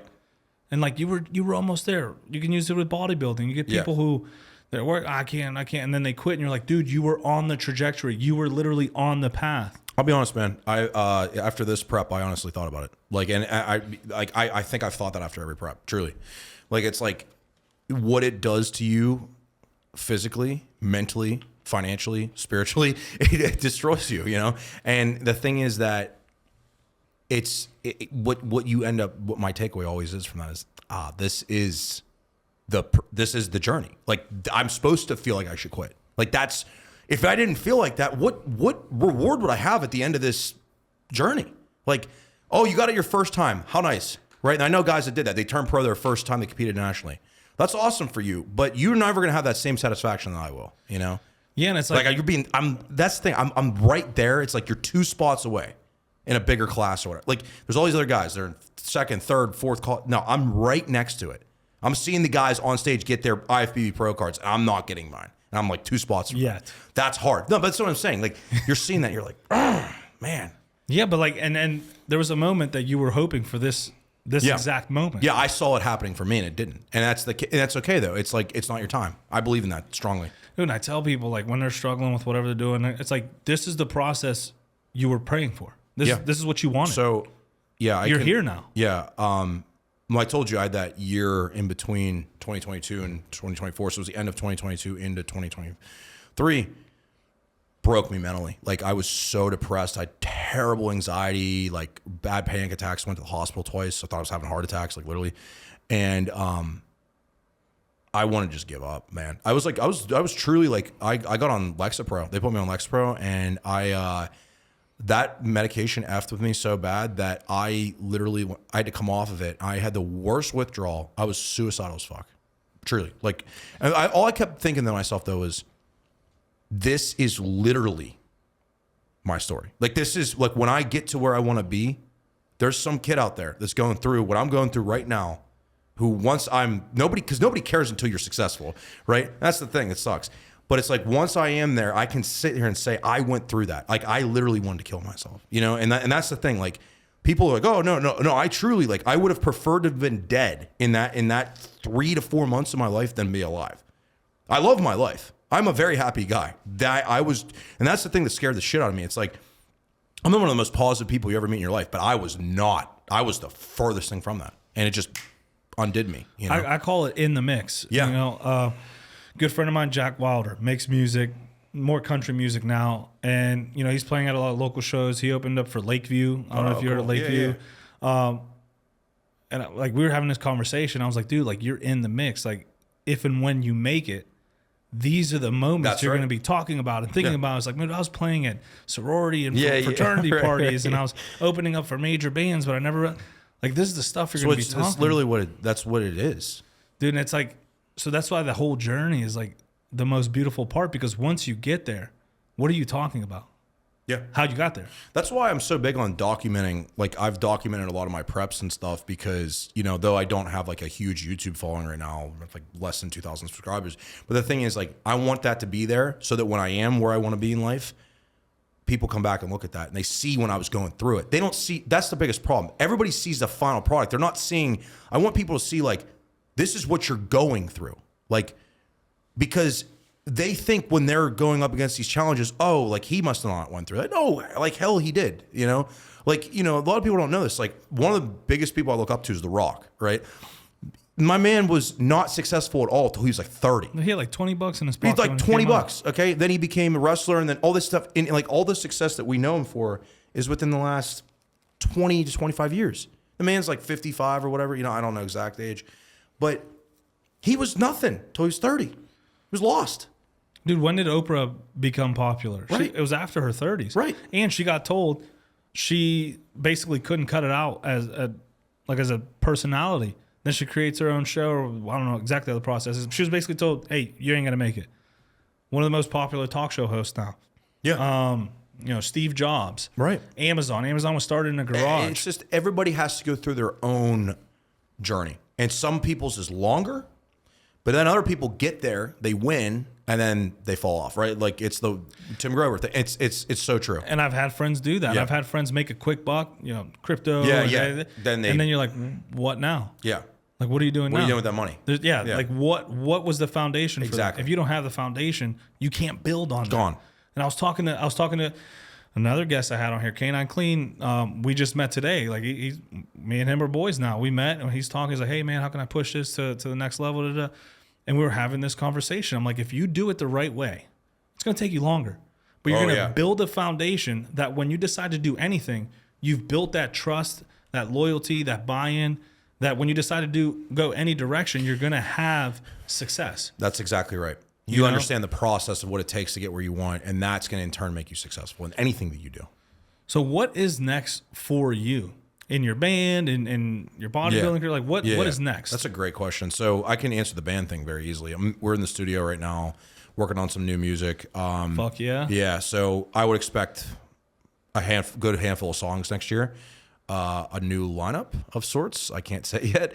And then I can't promise anything beyond that. Can I request a cover? Yeah, go ahead. I think it's DJ Sammy. Baby, okay. You're all that I want. I could just picture. Oh, yeah. Interesting. Okay. Yeah. Yeah. Dude, it would be fucking fire. Yeah, that's a great idea. We're always down to try stuff out. I don't need any royalties or anything. I just want to hear it. Well, I'll just give you I'll give you a little bit up front, Dude. But yeah, truly, I mean, that's kind of what's on the horizon for music. With bodybuilding, I need to make some improvements to my physique a little bit, but I also, more than anything, just need a little bit of a break, to be honest. And what I really need is some bodybuilding is a major mental, physical, emotional time suck. And so like when you're competing, right? So I just need a little bit of a break from that. I might decide, so I have a national qualification, so I could step next year and do, I've thought about doing North Americans, which is in Pittsburgh, right? I could turn pro here. That's what I want to do. But the thing is, I just don't know if the timeline will work, right? So I'm going to probably make that determination in like February, based on a number of things. But more than anything, what I'm really, really, really focused on right now is music and growing my coaching company. I really want to help a lot more men. So I'm really, really focused on that right now. No, that's awesome. Music's always been like a soft spot for me. I fucking love music. And a hard spot. And a hard spot, yeah. Easy. No. But I could have made so many jokes. Oh, I know. As soon as I said it, I'm like, I walked right into this. Yeah. I'll behave. But dude, music is something, I've dabbled in music, produced music back in the day. Cool. But I think it's more like the creative. I love doing creative stuff. Nick, we were just talking. Yeah. He does this stuff.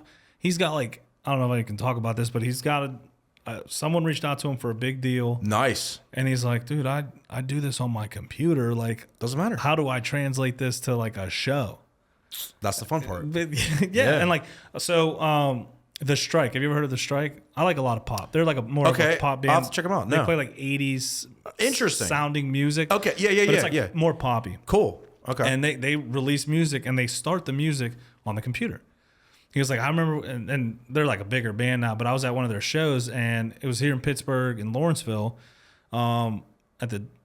There's like some venue down there that's blowing my mind. I was literally this far from the dude. That's so cool. And I've been following dude forever. I'm like, bro, he like grabbed my arm as he had to walk through the crowd to get to the stage. That's how small this venue is. And they play in huge venues. That's awesome. He like grabs my arm and I'm like, oh shit, bro. Yeah, that's awesome. But he was talking about, he's like, yeah, we were on tour and, we had just released a song. But we're obviously playing all our other stuff. And, for the encore, everyone's yelling this song we just released. Right. And he was like, I had to be honest with him. He's like, we don't even know how to play it. We can't play it. Yeah. Yeah, we haven't exactly. No, it's way different. Yeah. Dude, it's so cool to like to be behind the scenes. It's like you get behind the scenes, you're like literally everybody's just normal. Yeah. And then like Jack, my buddy Jack, he will fucking sit in front of a computer. he's probably got hundreds of songs. And he'll send me like his samples and shit. And he's like, "Oh, don't release this." I'm like, "No, fuck, bro. I get the game." I'm releasing it. What am I gonna do? Get sued by you? One of my guitarists plays in another band that's very, very big that I'm not allowed to talk about because they're masked. And he's like, he'll always like send me the tour dates coming up and stuff. He's like, "Don't tell anybody about this." I'm like, "Dude, what do you think I'm gonna do? Post I this?" Understand? He always says it cracks me up. I'm like, he's like, "Don't show anybody this."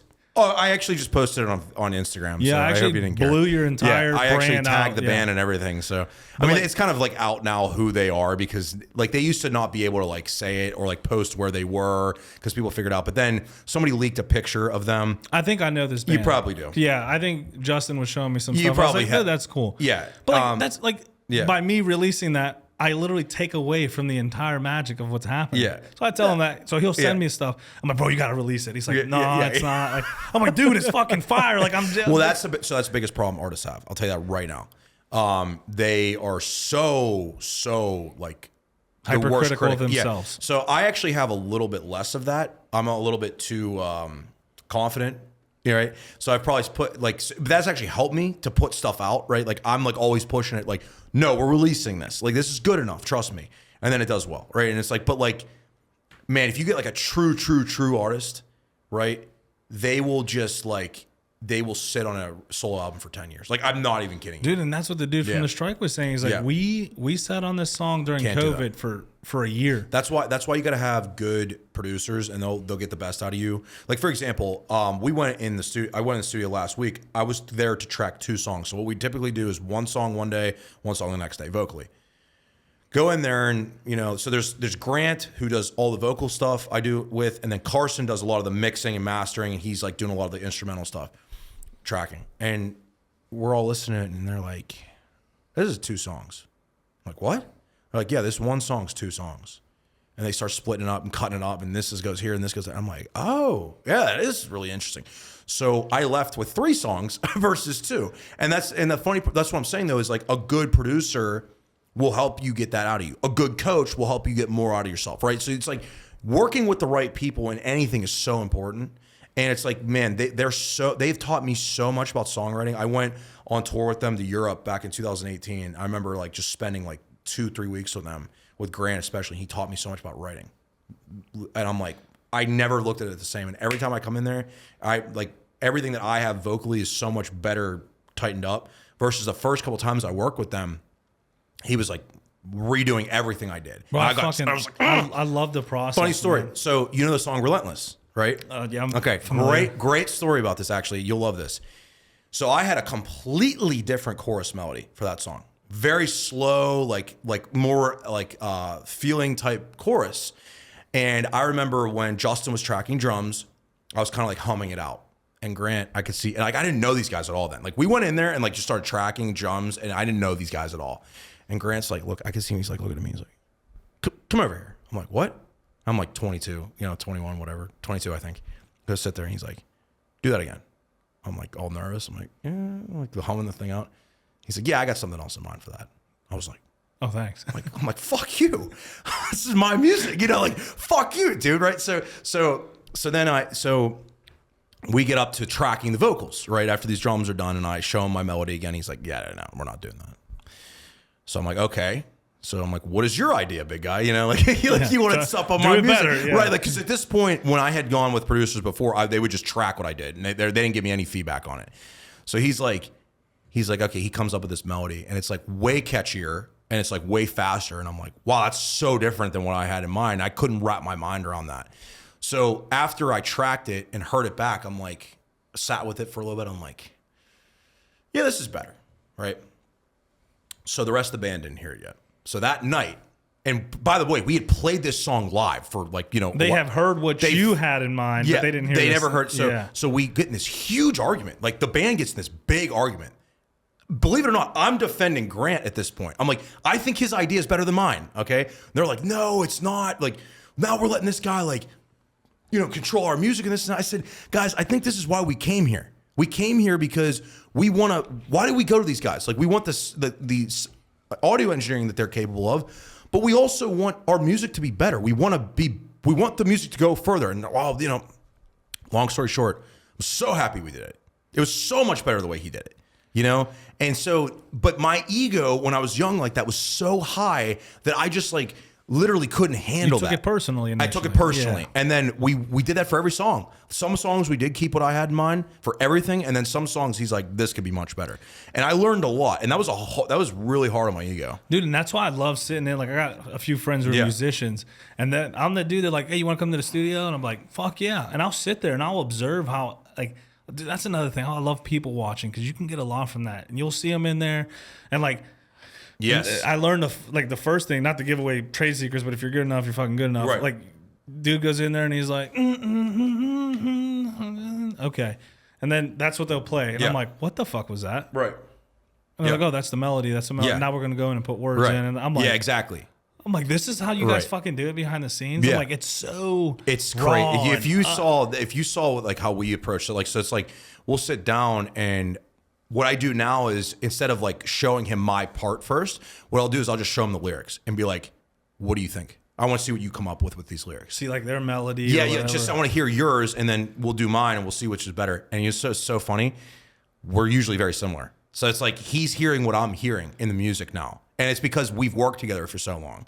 And it's like, now we have this like developed rapport of like, you know, and that's the thing is, and it's funny, like I walked in their studio, these guys, you want to talk about growth. Like when I first went to them, they're in Lancaster area. I'm so fucking glad you said it like that. Yeah. Fuck you guys. Yeah.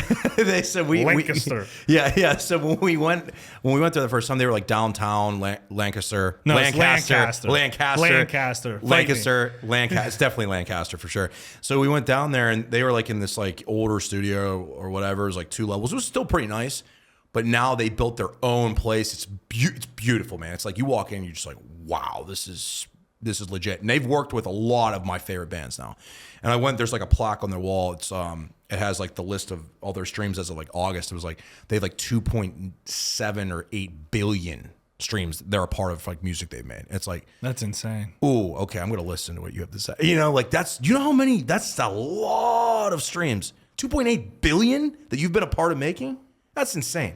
But that's the whole beauty of like the process. That's right. You intentionally surround yourself by better people. Yeah. Right? Because if you were the best person in every room you walked into, there's not much growth happening. That's right. But if you put yourself in rooms where you know people are better than you and you can check your ego, you can still apply what they're saying to yourself and create something new, right? Yeah. Dude, and like music and like movies and film, like those are like the best places for that. Like you have a producer, this is how I envision this scene going. Because I also know a lot of actors. Oh, yeah. And then the actor comes in and he's like, all right, do your take. And the actor adds his own fucking thing and the producer's like, we're keeping that. Yeah, like, exactly. That's the art. That's the art. And that's sometimes like I'll like flub a take up and he's like, whoa. I like what you just did there. Let's do that more. You know, it's like that. And that's where it comes alive, right? Like that's like you can make that's the difference between people say like playing the music and singing the notes, right? It's like you could just play it or whatever, but it's like then you're really owning it, and that's different, you know. And like how it's so funny how fucking hard you guys are on each other and yourselves. Like you influx something that shouldn't be influxed. Why'd you say it like that? No, say this like this. And like it happened with acting too. Yeah. There's vocal coach I listened to. He's like, don't enunciate the fuck, right? Because like everyone expects that. So like I don't want to fucking go to there. Yeah. He's like, yeah, no, I don't want to fucking go there. Yeah. It's like where you put the emphasis. Ooh, yeah, like that's that very big for changes vocals too. That's what like I'm where saying. you put the emphasis on what vowel and like how are you saying it and like what's your tonality? Is it warm? Is it cold? Like you know, there's just a lot of different ways to go about it. Make me relent, or make me relent. Like those two are two very fucking different things, and they play it very differently. Dude, it's yeah. I don't know how much film we got left, but I can fucking go off on it. Music and movies and shit like that. Like absolutely the creative process, because like it's stuff I can apply to everything, right? Absolutely. Like anyway. The next thing would be just quick rapid fire questions, right? Like I want to end that with you because like every band member has a favorite band or every So first and foremost, favorites, damn. Well, I don't have favorites. What's your favorite food? I love to eat. That's me too. If like, it has meat, I'll eat. Yeah. What's your favorite or what's your go-to workout song? I have a really good playlist that I made called like Iron and Fury or something like that. I really like it a lot. It's just whatever's going on. You know, whatever's coming out recent that's like that I like a lot. I've been listening to a lot in the gym recently of Lorna Shore. I don't know if you've ever heard of them.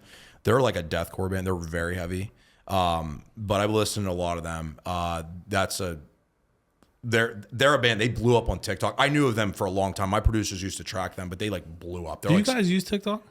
Yeah, a little bit. Well, that's where you go. I used to. Yeah. They've like pulled a lot of like licensing and stuff. Yeah. Right? So again, you just have to license the music out through it. Our people that distribute it do that. Okay. But I use TikTok a lot for my personal brand, right? And I use it a lot for the band. We haven't put a lot out on there. We've been kind of quiet on social media for the last year, but we did a lot of things to make sure at the beginning of 2025 we're not like that. So, but yeah, TikTok's great for a lot of stuff. I mean, it's bad for a lot of stuff too. If you need some content makers, RMGs. Yeah, that's right. That's right. What's your pre-competition meal? Do you have like a... So like before I go on stage in the morning, like, so you mean the night before? The last meal you eat before you... So boring. It really depends on how I look, right? So if I'm flat, I'm going to need more carbs and stuff. If I'm full enough, I'm not eating anything, right? So it really just depends. The real question you should ask is, what is the post-competition meal? That's my next question. Okay. Yeah, all right. So pre-contest, it just depends on like what's going on, right? So it's like I usually have to make weight, so I'm like starving myself, depleting water and everything to make weight. My weight cap is just 239, and then I have to carb all that up, fill the physique back out, and then get on stage, right? So which just really sucks to do that. But so essentially, I'm usually eating like, I used to do all kinds of like sugary shit, before, and then that's just not smart. Your body hasn't handled that. You haven't had that stuff in 20 weeks, 24 weeks, and then you're just gonna start having it the night before your show. Good luck sleeping. Dude, I know a lot of fighters like that too. They're like, oh, I eat sweets. And I'm like, because they have to also deplete to make weight, and then they're trying to just fill everything out again to have those glycogen sources so they can fight. It's the same kind of thing. But so, stupid question maybe, but like, will simple sugars refill your glycogen as good as like carbs? Well, they're all the same thing, right? So like so complex carbs break down into sugars eventually. Yeah. Okay, it's all going to the same thing.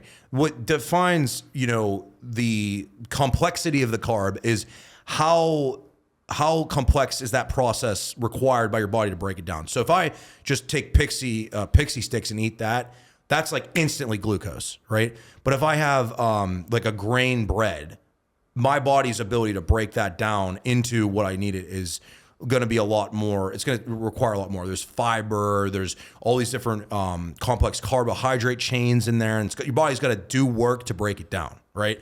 So, in theory, if you could load through just pixie sticks, that'd be great. But here's the problem: when you do that, something else happens.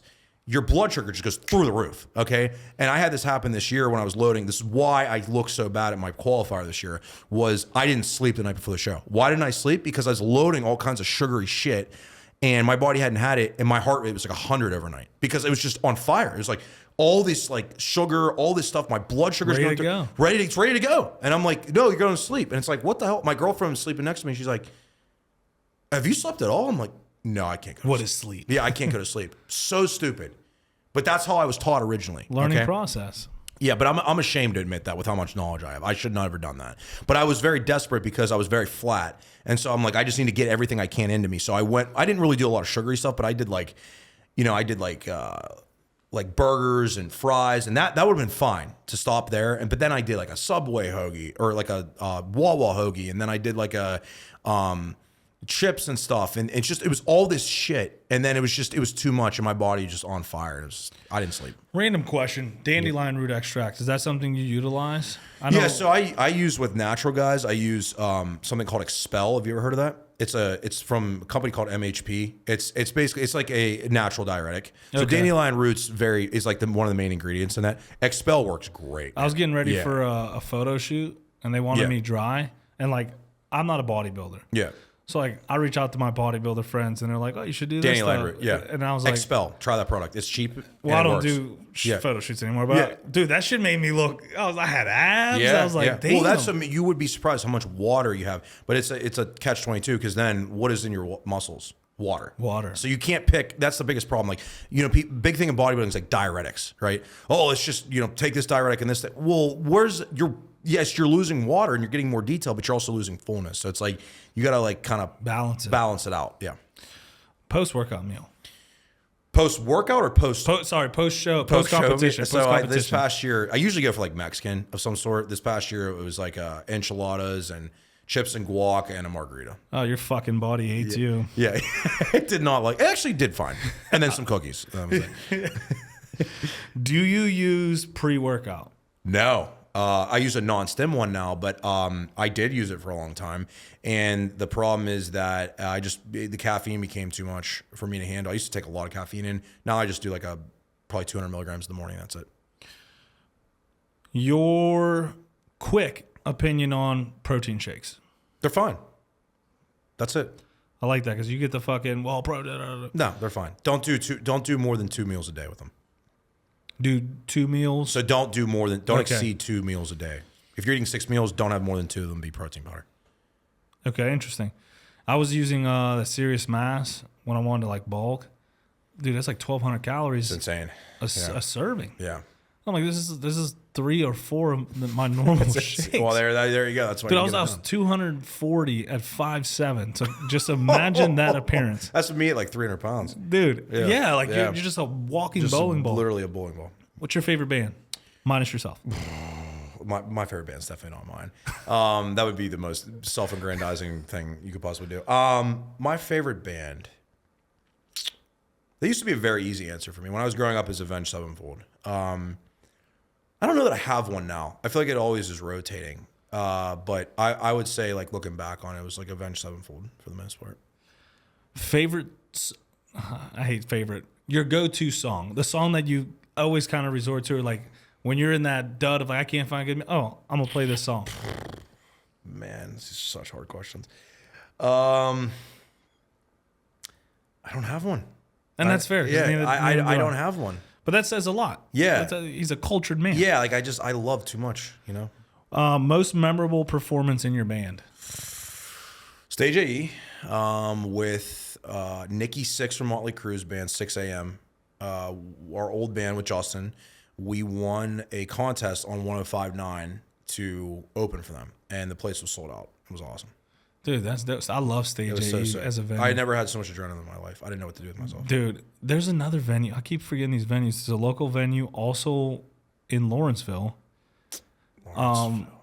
It's like you go in and it looks like a little bar. And in the back is the ticket booth. Yeah. Fire. Anyway. Okay. And then you go down these stairs and it's just like double balcony. Interesting. I don't know if I know what that is. I'll get you. Yeah. I was telling Jack, I'm like, dude, you need to book a show here. That's so sick. Okay. Dude, it's freaking crazy. And then awesome. You go in and it looks like a cave layer. And then you go to the back and it's another bar downstairs. Yeah, that's so sick. Dude, it's sick. It's awesome. So that's all I got. But where can people follow you if they want to learn more about you, your coaching, your band? Like, where can Instagram's definitely going to be the best place, at the David J. Kelly. From there, like, you know, you can find everything else, but they're in YouTube, TikTok. I will say that TikTok and Instagram, I post very similar stuff, but that would be where it mainly is. Okay. And one key takeaway or a mantra that you can leave behind to the listeners, what would that be? Easy. And I'm not going to use this because it's the name of your podcast, but it's be relentless. Truly. I mean, I really mean that. Why do you think I made a song with that when I was 22? I kind of cheated. Yeah, no, but I mean, seriously, I mean, I'll keep this short and sweet. No matter who you are, no matter what you want to do, you're going to face unbelievable setbacks, and you are going to be challenged. When I say these words, you're not appreciating how much I really mean this. It's going to take everything in you to get where you want. It's still taking everything in me to get where I want. I'm not where I want to be yet. Like, this guy's blowing smoke up my ass. I'm telling you, I'm far from it. And the thing is, I've done a lot, and I've done a lot of cool things, but I'm far from where I want to be. And, you just got to keep moving forward. That's all there is to it. I want to do this at the end. Twins, bro. Yeah, but you got silver and I got gold. Yeah, and yours is a little bigger than mine. That's what she said. A little bit. She never said it to me. Well, bro, I appreciate you for taking time out of your day and coming on to the Relentless Project. Appreciate it, man. This is the one with David Kelly with Tethra bodybuilding. What's your coaching? Paragon Performance. Performance. Yep. So appreciate you for jumping out, and we're out. Later. Peace out, guys. Thank you so much.